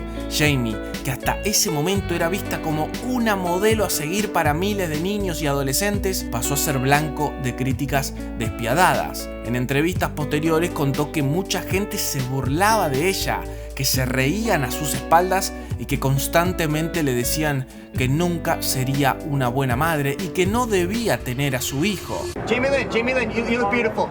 Can you answer a few questions for us? Jamie, you're gonna keep the baby? I keep it. What do you have to say to all of your young fans? Love story. I don't want no money. Were drugs and alcohol involved in the pregnancy? Stop. Sorry. Well, I really hope she makes more responsible decisions in her future because that's intense. That's a child. Para Nickelodeon, esto representaba un problema grave. Su estrella infantil más importante estaba en el centro de la polémica y los valores familiares que el canal promovía parecían entrar en conflicto con la situación. De manera oficial, la cadena emitió un comunicado en el que decía que apoyaba a la actriz, pero que lo mejor era que se enfocara en su nueva vida como madre. Respetamos la decisión de Jamie Lynn de asumir la responsabilidad en esta situación tan delicada y personal. Sabemos que es un momento muy difícil para ella y su familia y nuestra principal preocupación ahora mismo es su bienestar. Por esta razón, Zoey 101 no fue renovada para una quinta temporada y se anunció su cancelación. Sin embargo, los rumores en el detrás de cámara contaban otra historia. Se decía que Nickelodeon no quería verse asociado con la imagen de una adolescente embarazada y que incluso se había considerado no emitir la cuarta temporada ya filmada. Al final, la última entrega se transmitió en 2008, pero la historia de Zoey 101 no tuvo el final soñado que muchos esperaban. Lo que una vez fue un cuento de hadas de la televisión infantil terminó envuelto en controversias y con una de sus estrellas más importantes enfrentando una de las etapas más difíciles de su vida. Cuando la noticia del embarazo de Jamie Lynn Spears salió a la luz, los titulares no solo se centraron en su inesperada maternidad, sino que también empezaron a surgir dudas sobre la paternidad. Aunque el padre oficialmente reconocido era Casey Aldridge, su relación con Jamie Lynn había sido fuente de controversias y, como era de esperarse, la prensa no tardó en especular sobre si él era realmente el padre de la niña. rumores sobre la estabilidad de su relación comenzaron a circular y la duda se sembró en la opinión pública. A lo largo de los años, la controversia no desapareció. A pesar de las declaraciones y de que la situación ya estaba resuelta, las teorías sobre la paternidad continuaron. Incluso hubo quienes sugirieron que Dan Snyder, el creador, podría ser el verdadero padre de la hija de Jamie Lynn, aunque no hay evidencia que respalde tales acusaciones. Los rumores persistieron en los foros y discusiones de los fans. Pero en medio de todo el escándalo que se vivía en 2007, Jamie Lynn tomó una decisión que sorprendió a muchos. Decidió emanciparse legalmente de sus padres y criar sola a su hija. Para ello, dejó Hollywood atrás, se alejó de los focos y se mudó a Mississippi, buscando escapar de la presión mediática y empezar de nuevo lejos de la industria que la vio crecer. Con esto también dejó de lado su carrera. El final de Zoey 101 marcó un antes y un después para todos los actores que fueron parte de la serie. Sin embargo, el futuro de muchos de ellos no fue tan prometedor como se esperaba, y varios se enfrentaron controversias y problemas personales que ensombrecieron sus carreras. Matthew Underwood, quien interpretaba a Logan, fue uno de los primeros en verse envuelto en un escándalo. En 2012, cuando tenía 22 años, fue arrestado por estar en una habitación con una persona menor de edad donde ambos estaban consumiendo sustancias ilegales. El incidente llevó a que Underwood fuera sentenciado a 12 meses de probation. Pero su problema con la ley no terminó ahí. En 2014 fue arrestado nuevamente por no cumplir con las condiciones de su probation, lo que le trajo aún más problemas legales y empañó su imagen públicamente. Por otro lado, Chris Massey, quien interpretaba a Michael Barrett en Zoey 101, también se vio envuelto en un escándalo que marcó su carrera. En 2017 fue arrestado por un cargo de violencia doméstica. Aunque los detalles del incidente fueron confusos y finalmente se resolvieron fuera de los tribunales, el daño a su reputación fue considerable. La imagen de los chicos de Zoey 101, que había sido construida bajo un aura de inocencia y éxito juvenil, comenzó a desmoronarse con cada nuevo escándalo. A lo largo de los años, el destino de los actores de Zoey 101 fue marcado por la sombra de su éxito juvenil. Ninguno logró encontrar una carrera que igualara la fama que alcanzaron con la serie. Siempre fueron recordados como aquellos niños que protagonizaron un fenómeno en Nickelodeon, y aunque sus vidas tomaron caminos diferentes, la nostalgia nunca los dejó ir. Los fans seguían pidiendo con fervor una temporada más, deseando ver el cierre de la historia que había quedado inconclusa. La nostalgia, como siempre, movía los motores de la memoria colectiva. En 2019, el poder de esa nostalgia finalmente hizo que el cast original se reuniera. Todos se sentaron a la mesa junto a Dan Snyder, el creador del show, en una cena para recordar aquellos viejos tiempos. Los rostros eran los mismos, pero el paso del tiempo había dejado huella en todos. Se hablaron de anécdotas, de momentos divertidos y de lo que significó ser parte de un éxito tan grande en sus vidas. Sin embargo, había algo que no encajaba con esa imagen perfecta de reencuentro. Faltaba una persona. La ausencia era evidente. Quien no estaba presente en ese momento clave, en una reunión que muchos habían esperado durante años, era un misterio. I shouldn't be crying because I'm an adult and those things were so long ago, but I guess it just brought up old memories and it's just sad. I don't get it. Uno de los miembros más importantes del elenco, Alexa Nicolas, no fue convocada para esa reunión en 2019 y cuando se enteró, estalló en las redes sociales. Pero lo que parecía ser una simple reacción por no formar parte de ese evento nostálgico, rápidamente se convirtió en un grito de desahogo que reveló las heridas profundas de su paso por la serie. Este reboot de Zoey 101 está desencadenando muchos de mis traumas infantiles, publicó en sus redes sociales. En 2004, cuando Alexa Nicolas fue convocada para ser parte de Zoey 101, tenía solo 12 años. Para ella, la oportunidad de formar parte del elenco de un show de Nickelodeon era el sueño de su vida. Zoey 101 representaba su gran oportunidad en la industria, un paso hacia el reconocimiento que siempre había soñado en su joven carrera como actriz. Llegó al set llena de ilusiones, dispuesta a integrarse y a formar parte de la familia que en su mente sería su nueva vida profesional. Sin embargo, lo que encontró al llegar fue un ambiente mucho más complicado de lo que había imaginado. Alexa intentó acercarse a sus compañeras de reparto, pero pronto se dio cuenta de que había una división clara en el grupo. Jamie Lynn Spears, la estrella principal, ya había formado una amistad cercana con Christine Herrera y las dos se mantenían bastante unidas. Al principio, Alexa pensó que quizás solo necesitaba tiempo para adaptarse, pero pronto quedó claro que la exclusión no era solo una cuestión de tiempo. Jamie, por ser la hermana de Britney Spears, era la figura central en el set y eso hacía que el resto del elenco intentara constantemente impresionar a la joven estrella. Si Jamie no quería a Alexa, el resto de los actores rápidamente se alinearon y también la dejaron de lado. Lo que comenzó como un sentimiento de desajuste se transformó en un aislamiento más palpable y doloroso. La situación pronto escaló a un nivel mucho más tóxico y lo que comenzó como una falta de inclusión se convirtió en una forma de bullying. Jamie y Christine comenzaron a hacerle comentarios hirientes y hacerla sentir cada vez más pequeña en un ambiente que debería haber sido de apoyo. Pero lo peor llegó durante la grabación del último episodio de la primera temporada, cuando, en un momento de creciente tensión, Christine llegó a golpear físicamente a Alexa. Fue un golpe que marcó un antes y un después en la experiencia de Alexa en el set de Zoey 101. Devastada, Alexa le contó a su madre lo sucedido, quien inmediatamente se puso en contacto con los productores de la serie.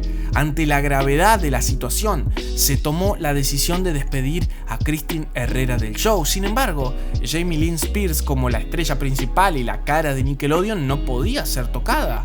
A pesar de que los productores eran conscientes de lo que había sucedido, no pudieron tomar ninguna acción contra Jamie, dejando a Alexa en una situación aún más difícil. A pesar de lo sucedido, Alexa mantenía la esperanza de que las cosas cambiaran para la segunda temporada. En un primer momento, la llegada de Victoria Justice parecía ser una bocanada de aire fresco. Alexa y Victoria rápidamente se hicieron amigas, compartiendo risas y un acercamiento genuino. Alexa pensó que finalmente tendría a alguien en quien confiar, alguien con quien compartir su experiencia en el set, pero la amistad que habían comenzado tan prometedora pronto comenzó a desmoronarse. Lo que Alexa no sabía era que Jamie Lynn Spears no iba a dejar que esto sucediera. A medida que el tiempo pasaba, Jamie comenzó a hacerle la vida aún más difícil a Alexa, especialmente después de que ella misma había sido responsable de la salida de Christine. Jamie, sintiendo que su estatus en el show estaba siendo amenazado por Alexa, comenzó a difundir rumores en el set. La joven estrella de Nickelodeon comenzó a crear la narrativa de que Alexa era la verdadera bully en el grupo, acusándola de maltratarla a ella y a los demás. Esta táctica de manipulación consiguió que muchas personas se alejaran de Alexa, incluida Victoria, quien, aunque había sido su amiga al principio, rápidamente se alineó con Jamie y la dejó de lado. La situación no paró ahí. Un día, mientras se encontraba en el set, Alexa fue llamada al camerino de Jamie, donde creyó que podría resolver las tensiones que ya se acumulaban entre ellas. Pero al entrar, se encontró con una sorpresa aún más aterradora: Britney Spears, la hermana de Jamie. Britney, en lugar de brindar apoyo o tratar de calmar la situación, también se unió al maltrato hacia Alexa. Según Alexa, Britney estaba convencida de que ella era el problema. Era ella quien estaba haciendo la vida imposible a Jamie, todo por la influencia de su hermana. Fue entonces cuando Britney, furiosa, amenazó a Alexa con arruinarle la carrera si no dejaba de molestar a su hermana. It was so devastating, and I just remember like freezing, and she was yelling at me. She just basically told me like I wasn't gonna work again. Completamente aterrorizada por la actitud de Spears, Alexa acudió nuevamente a su madre, quien, preocupada por la escalada de los eventos, decidió ponerse en contacto con Dan Schneider. Sin embargo, fue desgarradora. En lugar de ofrecerle apoyo, Dan le dijo a la madre de Alexa que ella era totalmente predecible y que si no dejaba de molestar a Jamie, la eliminarían de la serie. Según Dan, el show se llamaba Soy 101, no Nicole 101, insinuando que la protagonista debía ser Jamie y que Alexa no tenía lugar en la historia. Detrás de todo esto existían tratos particulares que Dan mantenía con sus actores. Si un actor era sumiso y condescendiente con él, lo trataba bien, los defendía, les daba más protagonismo. Pero si alguien no seguía las reglas y se atrevía a desafiarlo como lo hacía Alexa, no dudaba en maltratarlo. A Alexa este trato se le hizo especialmente incómodo, ya que por ejemplo en las reuniones donde se probaban las bikinis para sus escenas de playa, Dan siempre aparecía para dar indicaciones, algo que a Alexa le resultaba humillante. Esta situación provocaba frecuentes peleas entre ella y el productor, alimentando aún más el ambiente tenso y hostil para Alexa. En contraste, Dan tenía una relación completamente diferente con Erin Sanders, quien interpretaba a Quinn. Desde el primer momento que Dan conoció a Erin, la consideró su favorita y no dudó en demostrarlo. Erin fue incluida en los guiones de la serie a pesar de que inicialmente su personaje no estaba previsto, y las fotos detrás de cámara que circulaban mostraban la cercanía entre ella y Dan. Mientras Alexa luchaba por su lugar en un ambiente tóxico y desolador, Erin disfrutaba de un trato preferencial que solo acentuaba la diferencia en el trato que recibían los miembros del elenco dependiendo de su relación con el productor. Cuando todo esto se hizo público en 2019, Jamie Lynn Spears, aparentemente reconociendo el daño que había causado durante los años de grabación de Soy 101, decidió pedirle disculpas de manera privada a Alexa Nicolas. Parecía que finalmente las aguas se habían calmado entre ellas y muchas personas pensaron que el rencor y los malentendidos del pasado podían dejarse atrás. Sin embargo, la paz aparente entre las dos no duró mucho. En 2022, Jamie Lynn Spears publicó su autobiografía titulada Las cosas que tendría que haber dicho antes. En el libro, Jamie decidió contar su versión de los hechos y reavivó las tensiones con Alexa, al ofrecer una interpretación completamente diferente de los eventos. Jamie acusó a Alexa de haber estado celosa de su éxito durante el tiempo que trabajaron juntas en Soy 101, asegurando que Alexa inventaba rumores sobre su persona para dañarla y minar su reputación. Además, Jamie confirmó el evento en el que Britney había insultado a Alexa, pero en su relato Jamie también mencionó que había tenido miedo de que Alexa con su actitud pudiera hacerle perder su trabajo. Según Jamie, fue ese miedo lo que la llevó a tomar acciones en contra de Alexa.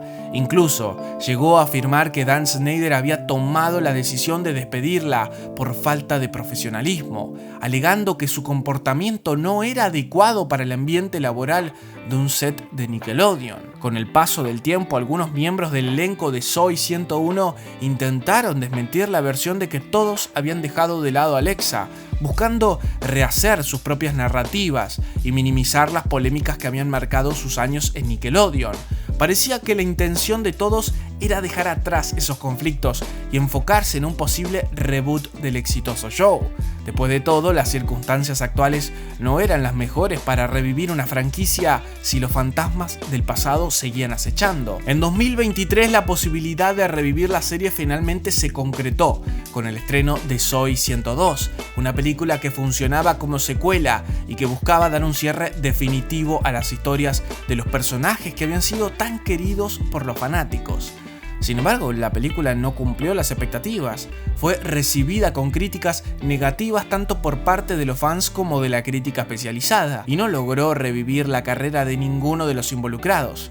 La nostalgia tan poderosa para las nuevas generaciones no fue suficiente para salvar un producto que no pudo capturar la esencia que alguna vez hizo a la serie un fenómeno. Mientras tanto, Alexa Nicolas encontró un nuevo propósito en su vida. Lejos de los reflectores de Hollywood, formó el grupo It Predators, una organización dedicada a atacar y exponer a los abusadores dentro de la industria del entretenimiento. Alexa, quien durante años fue víctima de las tensiones y la toxicidad del medio, se convirtió en una figura que luchaba por la justicia, buscando que la industria de Hollywood se responsabilizara de los abusos de poder y el maltrato que sufren los jóvenes actores. Este nuevo enfoque no solo le permitió sanarse, sino que también le dio una voz en un tema que sigue siendo demasiado silenciado: el abuso y la explotación en el mundo del entretenimiento. Era mediados de los 2000 y Nickelodeon estaba en la cima del entretenimiento juvenil. Series como Soy 101 y Drake y Josh no solo marcaban a una generación, sino que consolidaban al creador Dan Schneider como el rey de la televisión adolescente. Pero mientras el canal disfrutaba de su éxito, algo comenzaba a cambiar en el detrás de cámara. El rumor de que Jamie Lynn Spears, la estrella de Soy 101 y hermana menor de Britney, estaba embarazada empezaba a tomar fuerza. La noticia no tardaría en confirmarse, causando un revuelo mediático y dejando a Nickelodeon en una posición incómoda.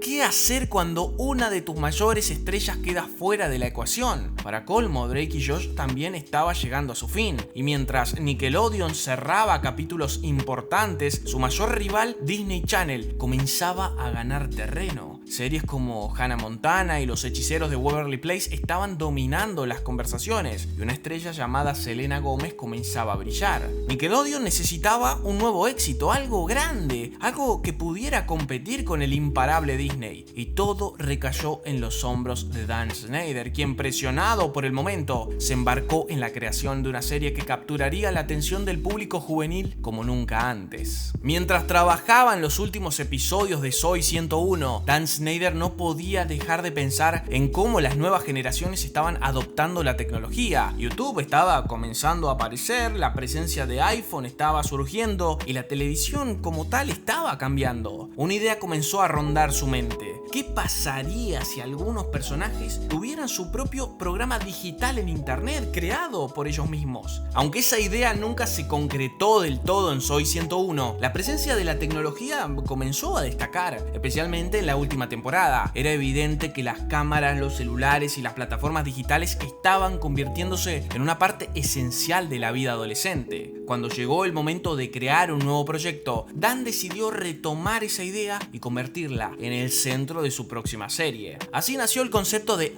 iSam, una historia sobre dos amigas, Sam y Kira, que deciden crear su propio programa en internet. Una serie que no solo buscaba reflejar una realidad digital, sino que también buscaba conectarse directamente con el público juvenil de la época.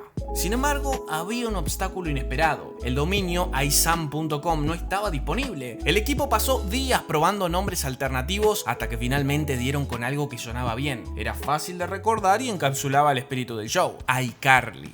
Con la idea lista y un nombre que comenzaba a resonar, Dan Schneider sabía exactamente a quién quería como protagonista. Antes de convertirse en una de las caras más icónicas de Nickelodeon, Miranda Cosgrove ya tenía un talento que destacaba desde muy pequeña. Fue descubierta a los 3 años mientras cantaba en un restaurante, lo que la llevó a protagonizar publicidades de marcas como McDonald's y Mellow Yellow. Sin embargo, su gran salto llegaría en 2003 cuando audicionó para la comedia musical School of Rock y consiguió el papel de Summer Hathaway, una niña perfeccionista y sarcástica que le robó más de una escena a Jack Black. La película no solo fue un éxito, sino que también puso a Miranda en el radar de la industria. Uno de los que tomó nota fue Dan Schneider, quien vio el potencial cómico y el carisma de Miranda, decidiendo integrarla al elenco de su próxima serie, Drake y Josh. Allí interpretó a Megan, la traviesa hermana menor de los protagonistas, y se ganó al público con su mezcla perfecta de dulzura y picardía. Cuando llegó el momento de buscar a la protagonista para iCarly, Dan no lo dudó. Miranda era perfecta para el papel, pero curiosamente cuando le propusieron la idea, ella no lo entendió del todo. Un programa sobre dos adolescentes transmitiendo un show en internet sonaba extraño, incluso para Miranda. Aunque la idea no le hacía mucho sentido al principio, confió en Dan y en su visión, sin imaginar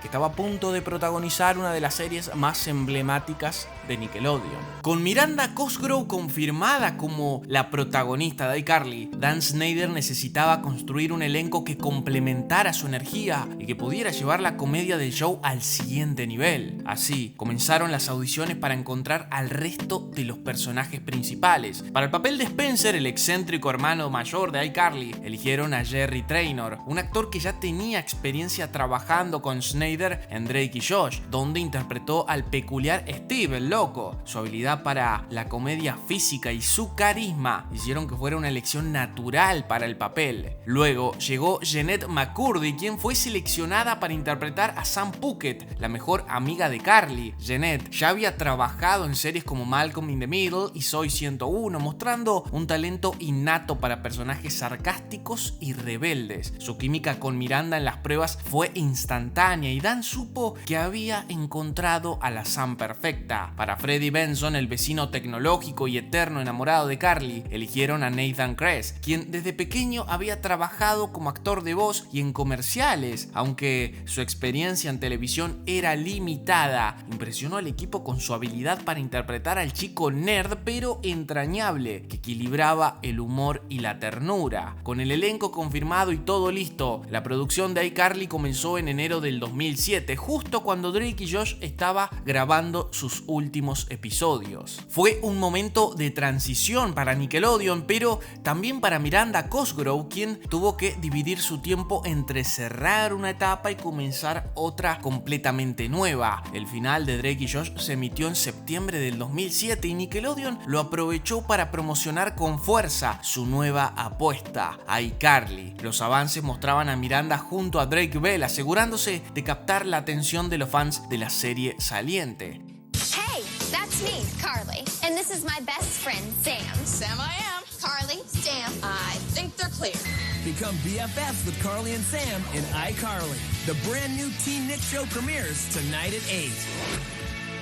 Dan Schneider, el creador, siempre supo que Miranda era clave para el éxito del show. En entrevistas explicó que buscaba a alguien que fuera calma y parezca sabia, y eso lo cumplía Miranda, además de que es hermosa, una muñeca que no podés parar de ver, un tanto asqueroso como describe una niña, pero esas fueron sus declaraciones. Finalmente, el 7 de septiembre del 2007, iCarly se estrenó con un éxito abrumador. El primer episodio fue visto por 4.1 millones de espectadores, seguido inmediatamente por el segundo episodio que alcanzó 3.9, pero lo más impresionante no ocurrió solo en la televisión. Esa misma noche más de 2.000 niños enviaron videos a iCarly.com mostrando sus talentos más extraños, convirtiendo el programa en un fenómeno interactivo desde el principio. Por primera vez, los jóvenes no solo veían un show, sino que se sentían parte de él. Algunos de esos participantes incluso fueron invitados al programa para mostrar sus habilidades, borrando la línea entre ficción y realidad de una manera innovadora. Miles de niños querían ser parte del programa y en muchos sentidos la serie adelantó lo que hoy conocemos como influencers, pero poco a poco esos videos comenzaron a mostrar algo peculiar. Los niños respondían a una marca cada vez más evidente en los proyectos de Dan Schneider, una fijación con los pies. Esos pedidos con los ojos de hoy en día no dejan de ser muy oscuros. Y esto se intensificó años después en la serie web de Sam y Cat, donde los pedidos a los jóvenes fans cruzaron líneas preocupantes, pero eso si quieren lo hablamos haciendo un video sobre esa serie. Pero eso no sería lo único oscuro que existiría detrás de iCarly, pero paso a paso ya vamos a llegar a eso.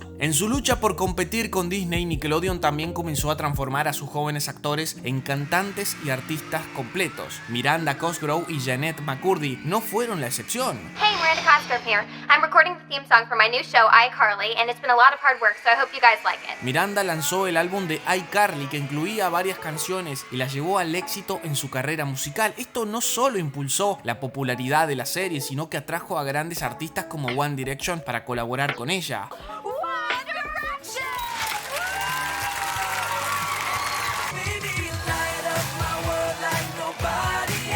Muchos años después, en 2011, incluso se embarcó en un tour que prometía consolidarla como una estrella. Sin embargo, durante una gira, Miranda sufrió un grave accidente. Su autobús chocó contra un camión y ella, que estaba acostada, salió disparada, fracturándose el tobillo. Con 25 fechas aún por cumplir, la gira fue cancelada, lo que le costó $2.5 millones. Miranda demandó a los conductores involucrados, pero la cancelación del tour también llevó a Sony a dejar de apoyarla, truncando su carrera musical de forma abrupta. Pero volviendo a la época de las grabaciones de iCarly, durante las 6 temporadas que duró el show, la serie se destacó por un humor peculiar que mezclaba lo absurdo con situaciones inesperadas. Sin embargo, visto con los ojos de hoy, muchas de esas bromas resultan sorprendentemente fuertes para una serie dirigida a niños, dejando entrever un tono que no siempre encajaba con su público objetivo. Esto claramente se terminaría transformando en otra de las marcas de los productos de Dan Schneider. A medida que iCarly avanzaba, Dan Schneider comenzó a grabar mucho material del detrás de cámara, algo que, visto hoy, ofrece un vistazo incómodo a la dinámica entre el elenco y el creador del show. Lo que debería haber sido un espacio seguro para los jóvenes actores, muchas veces parecía algo muy diferente. En estos videos se perciben actitudes extrañas por parte de Dan, lo que ha generado años después numerosos comentarios en redes sociales. Los usuarios incluso teorizaron que Jerry Trainor, quien interpretaba a Spencer, estaba consciente de que algo no estaba del todo bien. Algunos creen que trataba de cuidar a sus jóvenes compañeros, manteniéndose cerca durante las grabaciones y actuando como un protector silencioso. Un ejemplo de esto es un momento detrás de cámara en el que Jerry parece incómodo al escuchar a Dan referirse a Miranda como lindura, aunque podría pasar como un comentario inocente. En el contexto de los rumores que han surgido con los años, toma un tono mucho más inquietante. Hi, cuteness. Hi, cuteness. Hey, you weirdo. Años después del final de iCarly, Jennette McCurdy revelaría lo difícil que fue para ella crecer mientras trabajaba en la serie. Además de enfrentar los peligros de Hollywood, vivió una relación dañina con su madre, quien no la protegía de situaciones alarmantes y, por el contrario, perpetuaba un ambiente tóxico. Su madre, obsesionada con que Jennette mantuviera un aspecto infantil, la restringía de comer adecuadamente. Esto era particularmente cruel, considerando que su personaje, Sam, siempre tenía un gran apetito, algo que comenzó a afectar la mente de la joven actriz. I think my mom encouraged and conditioned my anorexia because both she thought that it would in some ways help my career, and also because it served her goal of keeping me young and under her influence. Jennette llegó a pedirle a Dan que disminuyera los chistes sobre comida, pero su solicitud fue ignorada. Dan no solo se involucraba excesivamente en los detalles de la serie, sino que tenía comportamientos perturbadores que afectaron profundamente a Jennette. Uno de los momentos más inquietantes fue cuando Dan organizó una prueba de vestuario y pidió que las actrices tuvieran varias opciones de bikinis para probar. Jennette, incómoda, se lo contó a su madre, pero recibió una respuesta devastadora. No te podés quejar, todos quisieran lo que vos tenés. Jennette también reveló que Dan le ofreció alcohol y un masaje un día detrás de cámara, algo que la hizo sentirse aún más vulnerable. Además, recordó cómo él insultaba y degradaba tanto a hombres como a mujeres en el set, haciéndolos llorar y asegurándose de que todos se sintieran inferiores. En sus memorias, Jennette solo se refiere a él como el creador, alguien que ejercía un control tóxico sobre quienes lo rodeaban. You're playing an adult's game. You're in an adult's world, and you don't recognize that. You're incapable of being on that level, but you are confused and you think that you are. Una de las experiencias más difíciles para Jennette durante las grabaciones de iCarly fue filmar la escena de su primer beso. No solo era su primer beso en pantalla, sino también en la vida real, lo que ya era suficiente para ponerla nerviosa, por lo que realmente hizo que la situación fuera incómoda y traumática. Pero lo que realmente hizo que la situación fuera incómoda y traumática fue la manera en la que el creador manejó la escena. Mientras Jennette intentaba interpretar ese momento, el creador gritaba indicaciones desde fuera de cámara, insistiendo en que debía mover más la cabeza. Jennette, intentando seguir las instrucciones, se sintió completamente rígida y vulnerable. Su incomodidad era evidente, pero en lugar de empatía, recibió miradas severas y silenciosas por parte de él, llenas de una tensión que solo la hizo sentirse peor. El creador interrumpió la grabación y se acercó a ella directamente, observándola fijamente durante unos segundos que parecieron eternos. Jeanette, confundida y nerviosa, se dio cuenta de que lo que veía en sus ojos no era una broma, sino una profunda ira. Con un tono frío y autoritario le repitió que debía mover más la cabeza antes de volver a su lugar y ordenar al equipo que continuara. Para Jeanette, esta experiencia fue humillante y dejó una marca en ella. No solo era una adolescente enfrentando una escena íntima por primera vez, sino que lo hacía bajo la presión y las exigencias de alguien que parecía disfrutar su incomodidad. Esta fue una de las muchas situaciones que reflejaban el control y la toxicidad que se vivían en el set. At the end of the day, I love it when the cast gets sassy with me because I get to write all the scripts with some very talented writers, but I can put them in any horrible predicament I choose.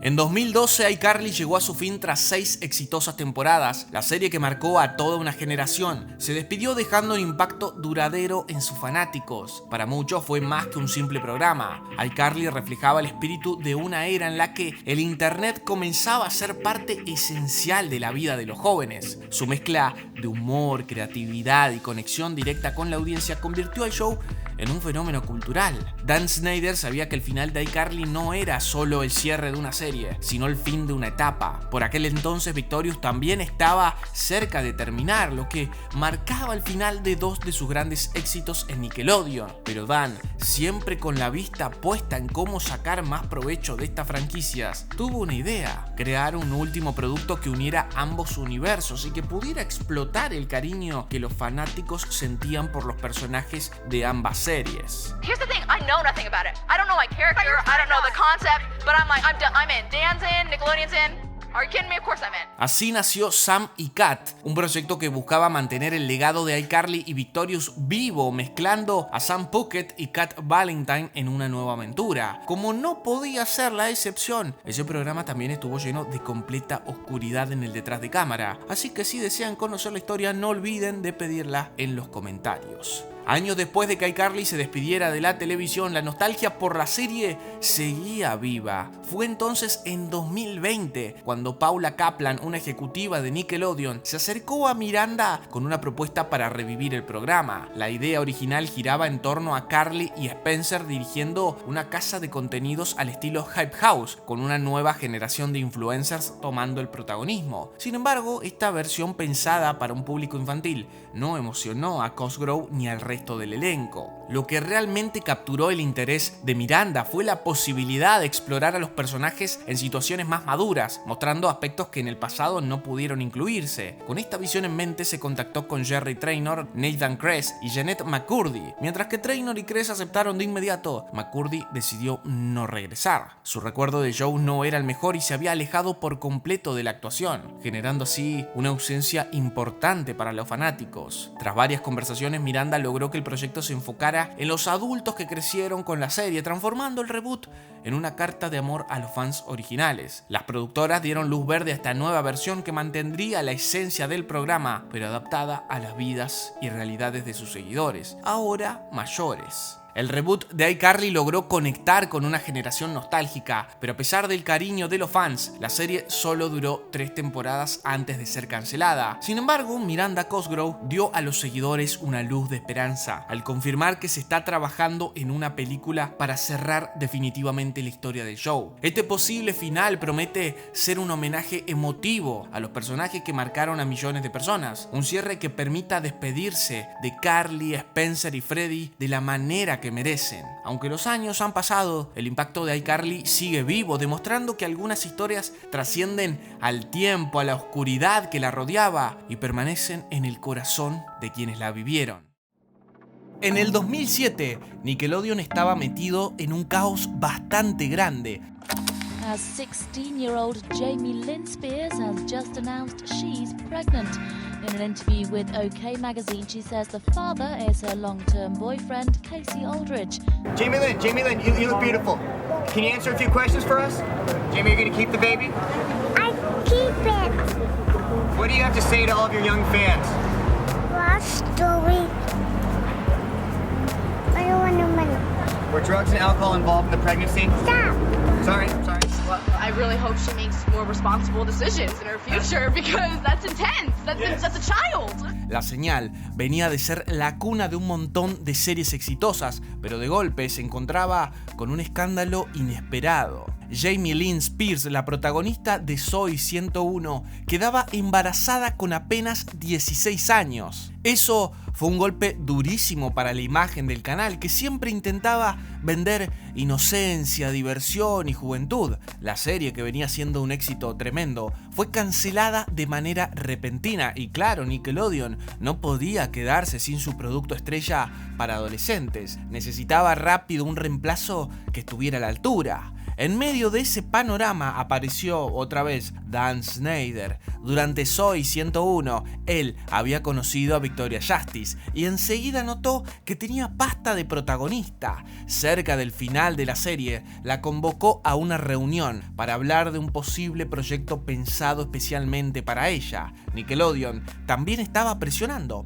necesitaba algo distinto. Disney estaba arrasando con Hannah Montana y High School Musical, y cada producto nuevo tenía que tener música, brillo y un poco de ese sueño de ser estrella. Así que le pidieron a Dan que este nuevo proyecto fuera por ese lado. En esa reunión, mientras tiraban ideas, Victoria contó que había ido a una escuela secundaria de artes escénicas y ahí se le prendió la lamparita a Schneider, una serie sobre chicos con talento soñando con la fama. Si algo aprendí sobre los chicos de hoy, dijo en una entrevista, es que todos quieren ser estrellas. El 13 de agosto del 2008, Nickelodeon anunció que Victoria había firmado un contrato de talento y música con la compañía. El acuerdo incluía protagonizar una comedia musical todavía sin título sobre una chica que asistía a una escuela de artes escénicas. Con Victoria ya confirmada como protagonista, el siguiente paso era armar el resto del elenco. Nickelodeon necesitaba caras frescas, con onda, pero sobre todo artistas que pudieran moverse en el mundo de la comedia musical, porque esa iba a ser la esencia de la serie. En ese momento había un musical de Broadway que la estaba rompiendo, se llamaba 13. Y ahí Dan Schneider puso el ojo. Entre el reparto se encontró con dos chicas que tenían algo especial, ese carisma que nos aprende y que desde el primer segundo en el escenario te hace decir, acá hay una estrella. Una de ellas era Elizabeth Gillies, una actriz con un magnetismo enorme, que más tarde en la serie se transformaría en Jade West, la chica oscura, irónica, que se volvió una de las favoritas del público. Y la otra era nada menos que Ariana Grande, que con su voz privilegiada y su energía encantadora terminaría interpretando a Cat Valentine, un personaje dulce, ingenuo y medio despistado. Las dos tenían un talento descomunal y estaban en el lugar justo, en el momento indicado. Dan Schneider sabía que si quería que esta nueva serie brillara, necesitaba gente con ese potencial de convertirse en íconos, y no se equivocó. El resto del elenco también terminó de darle vida a ese grupo tan particular que vimos en pantalla. Por un lado, estaba Matt Bennett, que se metió en la piel de Robbie Shapiro, el chico tímido que siempre andaba acompañado de su marioneta Rex y que aportaba esa cuota de humor raro e inolvidable. Después llegó Avan Jogia, que interpretó a Beck Oliver, el chico cool, actor de la escuela y pareja de Jade, que tenía esa calma y carisma que equilibraba al grupo. Y finalmente, Daniela Monet, que fue Trina Vega, una aspirante a estrella bastante insoportable que nunca tenía el talento suficiente, pero siempre encontraba la manera de estar en el centro de atención. Con todo ese elenco reunido, ya estaba todo dado para que comenzara Victorious, la nueva serie que Nickelodeon esperaba que se convirtiera en su nuevo éxito. From the creator of iCarly, Drake and Josh, and Zoey 101 comes a brand new series starring Victoria Justice. Victorious, the brand new series coming in March, only on Nick.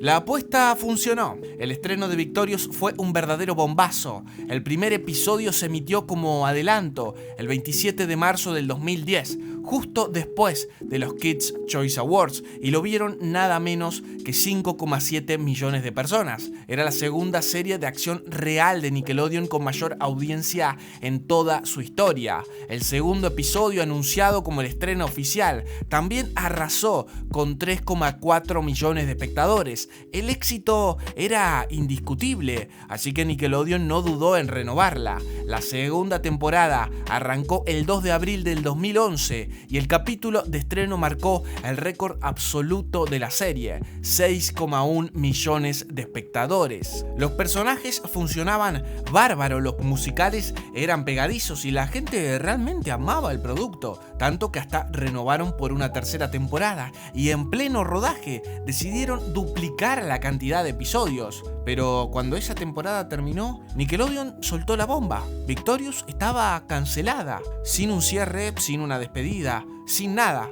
Así, de golpe, en el mejor momento de la serie. Algo nos cerraba. No era normal que un éxito tan grande terminara de esa forma. Y ahí es cuando empezaron a salir a la luz los rumores, las peleas internas y un detrás de cámara bastante polémico. Ariana Grande. Hi. What are you doing? These videos make me so nervous. Why? Everyone can see that.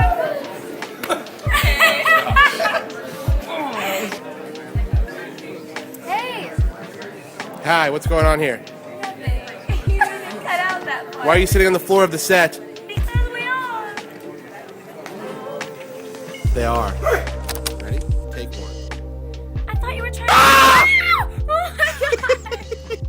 Si venís siguiendo estos videos, ya recorrimos varias series de Nickelodeon creadas por Dan Snyder, y algo que siempre fue apareciendo como un patrón eran esos chistes con doble sentido, con una connotación más adulta o sexual, que muchas veces no encajaban del todo con el público al que iban dirigidos. En Victorious esto se notó todavía más, no solo porque la serie estaba pensada para un público un poco más adolescente, sino porque esos guiños ya eran explícitos y no todos lo tomaban como un simple chiste. De hecho, ese tipo de situaciones generó bastante polémica y llegó a incomodar fuertemente a una de las actrices del reparto. La actriz en cuestión era Daniela Monet, que interpretaba a Trina. Para ella, el rodaje de la serie no fue nada fácil. Era su primera vez en un producto tan grande y aunque sentía incomodidad, no podía expresarlo demasiado porque sabía lo que significaba perder esa oportunidad. Uno de los primeros choques que tuvo fue con los vestuarios. La joven actriz sentía que su ropa no estaba acorde a su edad. Años después contó en una entrevista, ni siquiera usaría algo así hoy como adulta, y no era la única.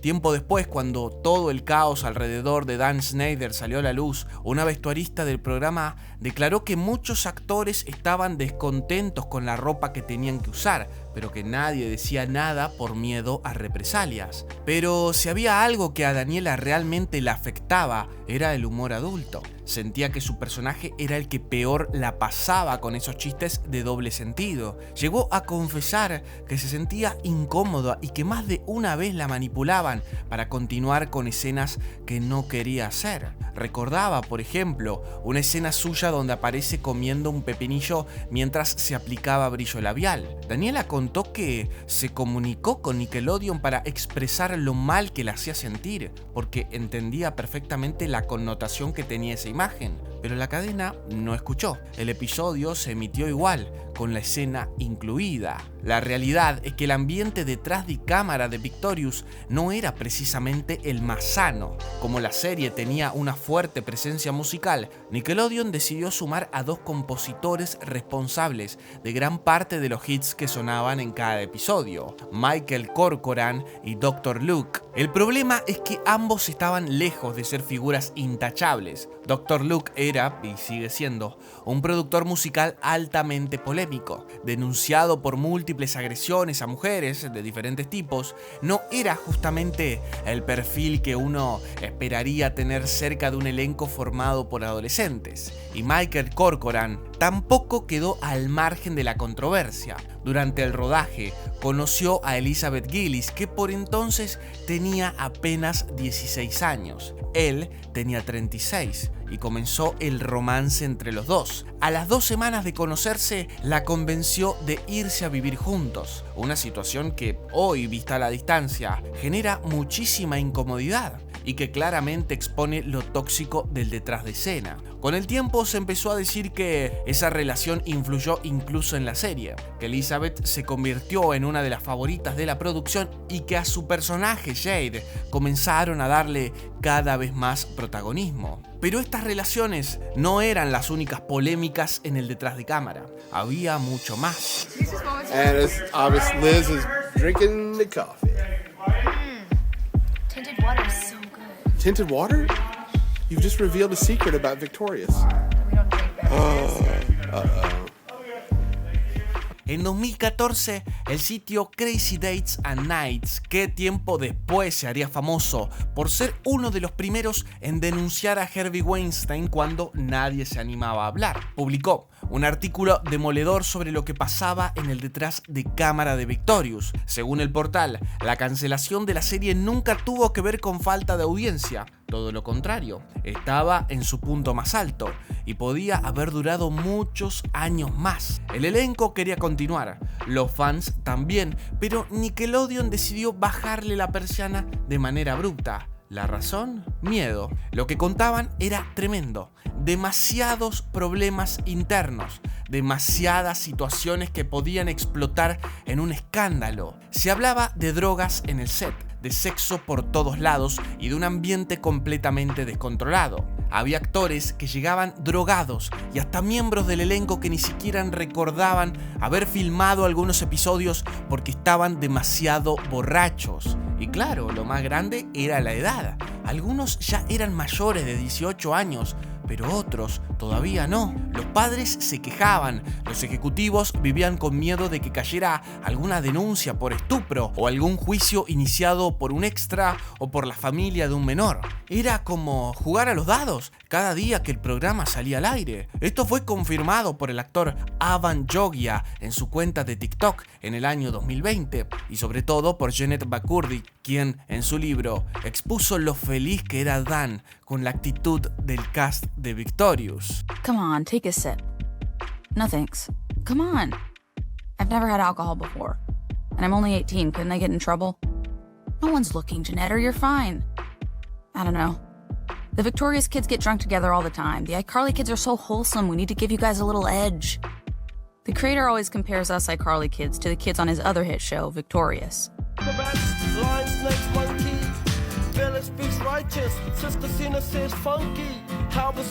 El artículo describía un clima de tal descontrol que hasta había que tocar la puerta antes de entrar a un camarín, porque lo más probable era que alguien estuviera consumiendo drogas o teniendo sexo ahí adentro. So do you guys ever, kiss each other? That's not where our issues have really been, the physical, it's all there, it's all there. It's when we're not in private, when we go to parties, it just gets she gets very possessive. I get possessive. Yeah. But she's going to have to kill you. What would they do if we just had a really intense Y lo más polémico, según la nota, una de las integrantes más problemáticas del elenco, señalada como drogadicta y muy activa sexualmente, terminó consiguiendo su propio programa luego que la serie terminó. Logró convencer a los productores de que era la inocente del grupo. Pero la cosa no quedó ahí. En 2017, el mismo foro volvió a hablar sobre Victorious y se refirió a algo que, si somos sinceros, todos notamos al ver la serie. A medida que avanzaban los capítulos y las temporadas, la protagonista Victoria Justice empezaba a perder peso dentro de la historia. Sus escenas se reducían mientras que los personajes de Elizabeth Gillies y Ariana Grande eran los que se llevaban los grandes momentos del show. La razón, según el portal, algo muy polémico. En algún momento Dan Schneider intentó acostarse con Victoria y ella lo rechazó. Ese no fue suficiente para que comenzaran las represalias. Primero reducciones de escena, después menos oportunidades de aparición, hasta que directamente fue quedando cada vez más relegada. Mientras tanto, Schneider encontraba nuevas favoritas, actrices mayores de edad, pero que adoraban interpretar papeles de adolescentes y que de pronto recibían más diálogos, más protagonismo e incluso proyectos nuevos pensados para ellas. El problema no se quedaba en el reparto de escenas. El productor también empezó a poner al elenco en contra de Victoria. Si querías que tu carrera funcionara, te alineabas con él. Si no, quedabas aislado. Incluso llegó a difundir mentiras sobre ella para hundir su imagen en la industria. Cuando Victorious terminó, Victoria Justice se encontró con un panorama durísimo. Nadie quería contratarla, las historias que Schneider había sembrado corrían de boca en boca y cualquier pequeño error suyo se magnificaba para hundirla aún más. Al final, terminó quedando relegada a contratos de publicidad y apariciones menores. Y aún así, Victoria siempre dijo que no se arrepiente, porque aunque esa decisión le costó su carrera, preferiría eso antes que rendirse a lo que le pedía el productor. Al final, lo que parecía un mundo de sueños, luces y risas, terminó revelando un costado mucho más oscuro. Aquellos chicos que apenas estaban dando sus primeros pasos en la industria deberían haber disfrutado la inocencia de su edad y la emoción de vivir una oportunidad única. En cambio, se encontraron en un ambiente cargado de presiones, abusos de poder y decisiones que los marcarían para siempre. Eran apenas adolescentes, con ilusiones enormes y la esperanza de convertirse en estrellas, pero nadie les advirtió el precio que iban a tener que pagar. Detrás de cada escena alegre y cada canción pegadiza, había jóvenes que cargaban con un peso demasiado grande para sus hombros. Y aunque para el público todo parecía perfecto, la realidad es que muchos de ellos salieron heridos de esa experiencia, con cicatrices que tardaron años en sanar. Porque más allá de los contratos, la fama o las series exitosas, no tenemos que olvidar que eran chicos que solo querían disfrutar de su gran oportunidad, pero que terminaron siendo víctimas de una maquinaria que no siempre tuvo en cuenta lo más importante, su bienestar. Cuando iCarly llegó a su final en 2012, parecía el cierre de una era dorada para Nickelodeon. Una serie que había marcado a toda una generación llegaba a su fin, pero para Dan Schneider, su creador, eso no significaba que todo estaba dicho. Aún quedaban personajes por explotar y sobre todo, aún había dinero por hacer. Fue entonces cuando surgió la idea de expandir el universo de iCarly con 2 spin-offs, uno de ellos centrado en Gibby, el excéntrico y carismático amigo de Carly y Freddy, y el otro protagonizado por Sam Puckett, la chica ruda y sarcástica que se había robado el cariño del público con su actitud desenfadada. La lógica detrás de estas decisiones era clara. Eran 2 personajes queridos con personalidades lo suficientemente fuertes como para sostener sus propias historias. Para Jennette McCurdy, este no era solo otro papel, era la oportunidad que había estado esperando durante años. Después de interpretar a Sam en iCarly, siempre como la mejor amiga, la compañera de chistes, la secundaria en una historia que no era la suya, finalmente tenía su propio show. Ahora ella sería la estrella. Había trabajado duro para llegar hasta ahí. Desde pequeña, Jennette había crecido en la industria con la presión constante de ser perfecta, de complacer a los productores, a su madre, a la audiencia. Pero ahora, al fin, tenía un proyecto que giraba en torno a ella, y eso significaba que todo su esfuerzo había valido la pena, o al menos eso pensaba en ese momento. El plan original para el show era muy distinto al que terminó llegando a la pantalla. En un principio, la serie iba a centrarse solo en Sam Puckett, mostrando un lado más maduro del personaje. La idea era que trabajara como consejera de un grupo de niños problemáticos, en un intento por darle un giro a su historia y mostrarla en una nueva faceta. Pero entonces, Nickelodeon tomó una decisión inesperada. Victorious fue cancelada de manera abrupta. La serie había sido un éxito, pero el canal decidió cerrarla sin una temporada final, dejando a su protagonista, Victoria Justice, sin el final que su personaje merecía. Sin embargo, había alguien más en ese elenco que Nickelodeon no estaba dispuesto a perder: Ariana Grande. Ariana ya era una de las figuras más populares del canal. Los niños la adoraban, su personaje, Cat Valentine, tenía un carisma único y además Nickelodeon sabía que ella tenía potencial para volverse aún más grande. No querían dejarla ir, así que en lugar de seguir adelante con la historia original de Sam como consejera, decidieron fusionar ambos mundos. iCarly y Victorious ahora estarían conectados en un spin-off inesperado. El concepto de Sam guiando a niños quedó descartado, y esa idea terminó en el spin-off de Gibby, donde solo se llegó a filmar un piloto. Sin embargo, cuando los ejecutivos de Nickelodeon vieron el resultado, no quedaron convencidos. El proyecto fue cancelado antes de siquiera ver la luz. Finalmente, Sam y Cat tomó forma. Ahora la serie mostraría a Sam y Cat uniéndose para trabajar como niñeras. Una premisa simple pero efectiva, respaldada por dos personajes que ya eran queridos por el público. Y el resultado fue explosivo. El primer episodio se estrenó con 4.2 millones de espectadores, convirtiéndose en uno de los mayores éxitos de Nickelodeon en ese momento. Todo parecía indicar que esta nueva dupla sería otro fenómeno juvenil, pero no todos estaban felices con el resultado. Para Jennette McCurdy, la emoción de tener su propio show se había desvanecido. Lo que debía ser una gran oportunidad se convirtió en una repetición de lo que ya había vivido en iCarly. Otra vez no era la estrella, otra vez era la amiga graciosa, otra vez quedaba opacada. Pero aunque el show llevaba su nombre, en la práctica Ariana Grande era el centro de atención. Cat Valentine, con su voz infantil, su cabello rojo y su personalidad exageradamente adorable, era el personaje favorito del canal. Y con Ariana creciendo en popularidad, Nickelodeon tenía claro en quién quería enfocarse. Para Jennette, esto fue una decisión difícil de tragar. Había trabajado toda su vida para este momento, solo para darse cuenta de que otra vez era la segunda opción.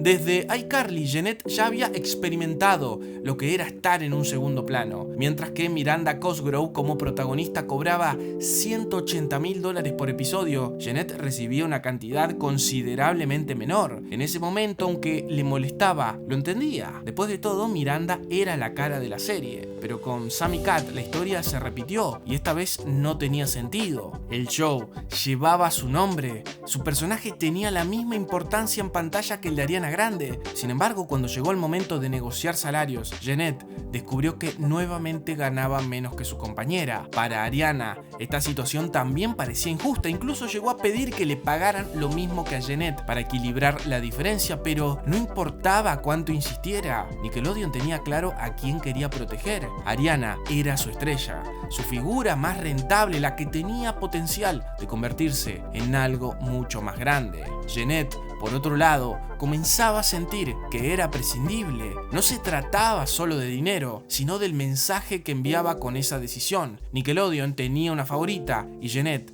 no era ella. El éxito de Sam y Cat no significaba lo mismo para sus dos protagonistas. Mientras que Ariana Grande aprovechaba cada oportunidad que Nickelodeon le daba para expandir su carrera, Jennette sentía que quedaba atrapada en un ciclo del que no podía escapar. Sus diferencias iban más allá de la pantalla. Jennette venía de una infancia difícil, con una madre controladora, problemas económicos y una vida marcada por sacrificios. Ariana, en cambio, creció rodeada de lujos y oportunidades, dos mundos opuestos que hicieron imposible que conectaran. Para Jennette, el mayor golpe no era solo la diferencia en sueldos o favoritismo del Nickelodeon, sino lo que estaba pasando fuera del set. Mientras ella veía su carrera estancada, Ariana no paraba de crecer. Aparecía en revistas, grababa música, se codeaba con grandes estrellas y para colmo, el canal parecía dispuesto a acomodarle todo para que su ascenso no se detuviera.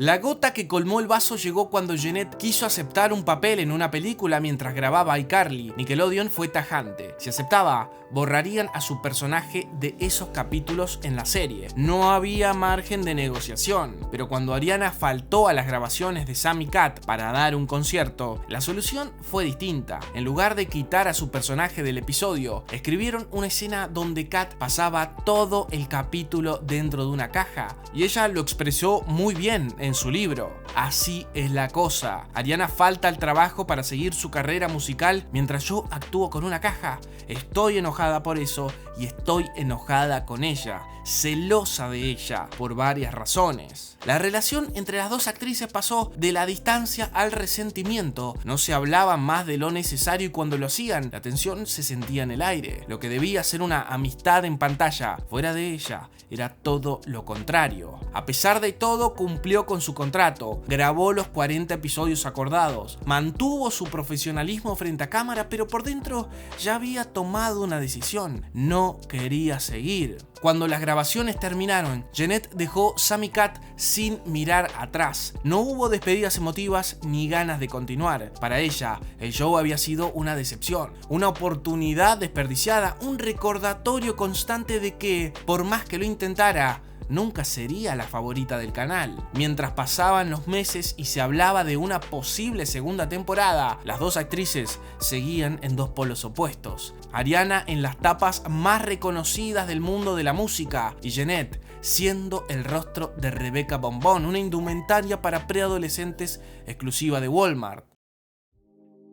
En marzo del 2014, la carrera de Jeanette tomó un giro inesperado cuando se filtraron en internet fotos íntimas de la actriz. Rápidamente, los medios señalaron a André Drummond, un jugador de la NBA, con quien Jeanette había salido brevemente, como el responsable de la filtración. En lugar de negar o tratar de ocultar la situación, Jeanette enfrentó el escándalo de manera directa. Reconoció que las fotos eran suyas, pero dejó en claro que no tenía nada de qué avergonzarse y que no pediría disculpas por algo que pertenecía a su vida privada. Nickelodeon, en cambio, no pensaba igual. Para el canal, la imagen de Jeanette como estrella infantil ya estaba dañada. Los ejecutivos la presionaron para que manejara el escándalo de otra manera, pero ella se negó a ceder. Fue entonces cuando su relación con la cadena se rompió por completo. Jeanette ya venía acumulando frustraciones desde hacía años, pero ahora sentía que estaba siendo castigada injustamente. A pesar de todas las polémicas y los enfrentamientos con Nickelodeon, Dan Schneider aún tenía algo que ofrecerle a Jeanette: un resarcimiento de $300,000. A simple vista parecía un pago por no continuar con Sam y Cat, una especie de indemnización por el cierre del show, pero Jeanette sabía que con el creador nada era gratuito. En realidad, ese dinero venía con condiciones. No solo debía guardar silencio sobre su experiencia en la industria y en Nickelodeon, sino que también debía formar parte de un evento muy especial, un homenaje a Dan Schneider en los Kids' Choice Awards. En 2014, Nickelodeon celebraba a su productor estrella con un reconocimiento en vivo. En el escenario, una multitud de actores que habían pasado por sus shows le rendían tributo. Estaban casi todos: Drake Bell, Josh Peck, Victoria Justice. La cadena quería que también estuvieran Miranda Cosgrove y Jeanette McCurdy, pero ninguna de las dos apareció. Jeanette había rechazado el dinero sin dudarlo. No tenía intención de callarse ni de prestarse un homenaje para alguien que, en sus palabras, la había maltratado y manipulado durante años. Lo que pasó después fue aún más turbio. En esa misma ceremonia, Jeanette estaba nominada a un premio y, según varias fuentes, tenía más votos que Ariana Grande, pero Nickelodeon tenía otros planes. Al negarse a aceptar el acuerdo de los $300,000 y no asistir al homenaje, Jeanette fue borrada de la premiación. Su nombre dejó de aparecer, su premio nunca se entregó y la ganadora terminó siendo Ariana. En solidaridad, Miranda Cosgrove tampoco se presentó a los Kids' Choice Awards y se dice que también intentaron convencer a Ariana de que se sumara a este boicot, pero ella decidió asistir y recibir su premio. La ausencia de Jennette McCurdy y Miranda en los Kids' Choice Awards no pasó desapercibida. Los espectadores rápidamente comenzaron a preguntarse por qué no estaban presentes, y como siempre sucede con los rumores en el mundo de la fama, las especulaciones comenzaron a volar. Jennette, lejos de esconderse o callarse, decidió tomar el control de la situación. En lugar de dejar que las mentiras y rumores la arrollaran, la actriz optó por compartir su versión a través de Twitter. Muchos de ustedes se preguntan por qué no asistí a los Kids' Choice Awards. Me pusieron en una situación incómoda, comprometedora e injusta. Muchos de ustedes habrán adivinado de qué se trata, y tuve que cuidar de mí misma. Elegí no ir porque defender lo que es correcto y lo que es justo es lo que mi madre me enseñó que siempre es lo más importante. Pero muchos entendieron que esto era por las fotos que se habían filtrado, algo que ella buscó desmentir rápidamente. Mi tuit anterior no tenía nada que ver con las fotos filtradas, tiene que ver con cómo Nickelodeon me trató. La valentía de Jennette McCurdy al hacer pública su experiencia con Nickelodeon no solo alteró su relación con la cadena, sino que también empezó a hacerle un daño profundo a la imagen que Nickelodeon había cuidado durante años. La exposición de Jennette fue, para muchos, una advertencia. A partir de ese momento, los espectadores comenzaron a mirar la cadena con una perspectiva completamente diferente. Lo que antes era una marca imbatible y confiable para los niños, ahora se veía envuelta en sospechas. Las historias que antes se pasaban por alto, se consideraban inofensivas, comenzaban a ser vistas bajo una nueva luz. A medida que más y más personas se cuestionaban el comportamiento detrás de las cámaras, comenzaron a analizar los detalles del tipo de contenido que Nickelodeon había producido a lo largo de los años. Uno de los aspectos más cuestionados fue el extraño humor y ese fetiche de los pies que parecía aparecer recurrentemente en las producciones de la cadena. En esta serie se llegó a pedir a los niños que escribieran Sam y Cat en la planta de sus pies y enviaran fotos. A muchos les pareció inquietante que este tipo de peticiones se hicieran tan públicamente dentro de un programa dirigido a una audiencia joven.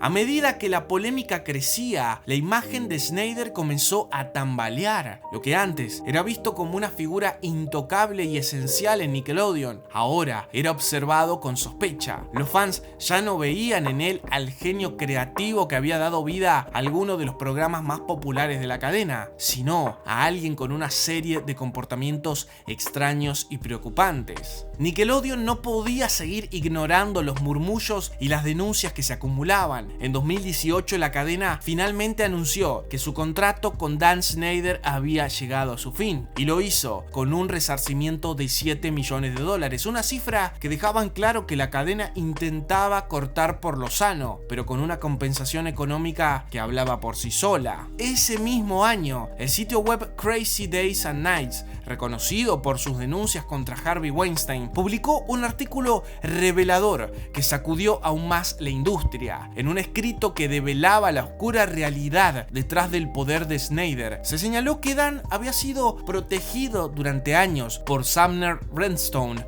el entonces CEO de Viacom, la empresa matriz de Nickelodeon. El texto denunciaba: esto no fue algo que ocurrió una sola vez, sino un patrón constante y continuo que llevó a esas actrices a las drogas, la autodestrucción, los sueños destruidos, las carreras desperdiciadas, las familias dañadas e incluso la locura. Con el paso de los años, las repercusiones para Dan Snyder y Nickelodeon continuaron, pero la vida de Jennette McCurdy tomó un rumbo diferente. En 2018 decidió dejar atrás la actuación, un mundo que la había marcado de forma oscura, y dar un giro radical a su vida. Fue entonces cuando publicó su libro I'm Glad My Mom Died, donde no solo compartió la compleja relación con su madre, sino también las heridas que le dejó su paso por Nickelodeon. A través de su escritura, Jennette enfrentó el dolor, la explotación y el abuso emocional que sufrió en la industria, pero lo más importante fue que, al compartir su verdad, dio el primer golpe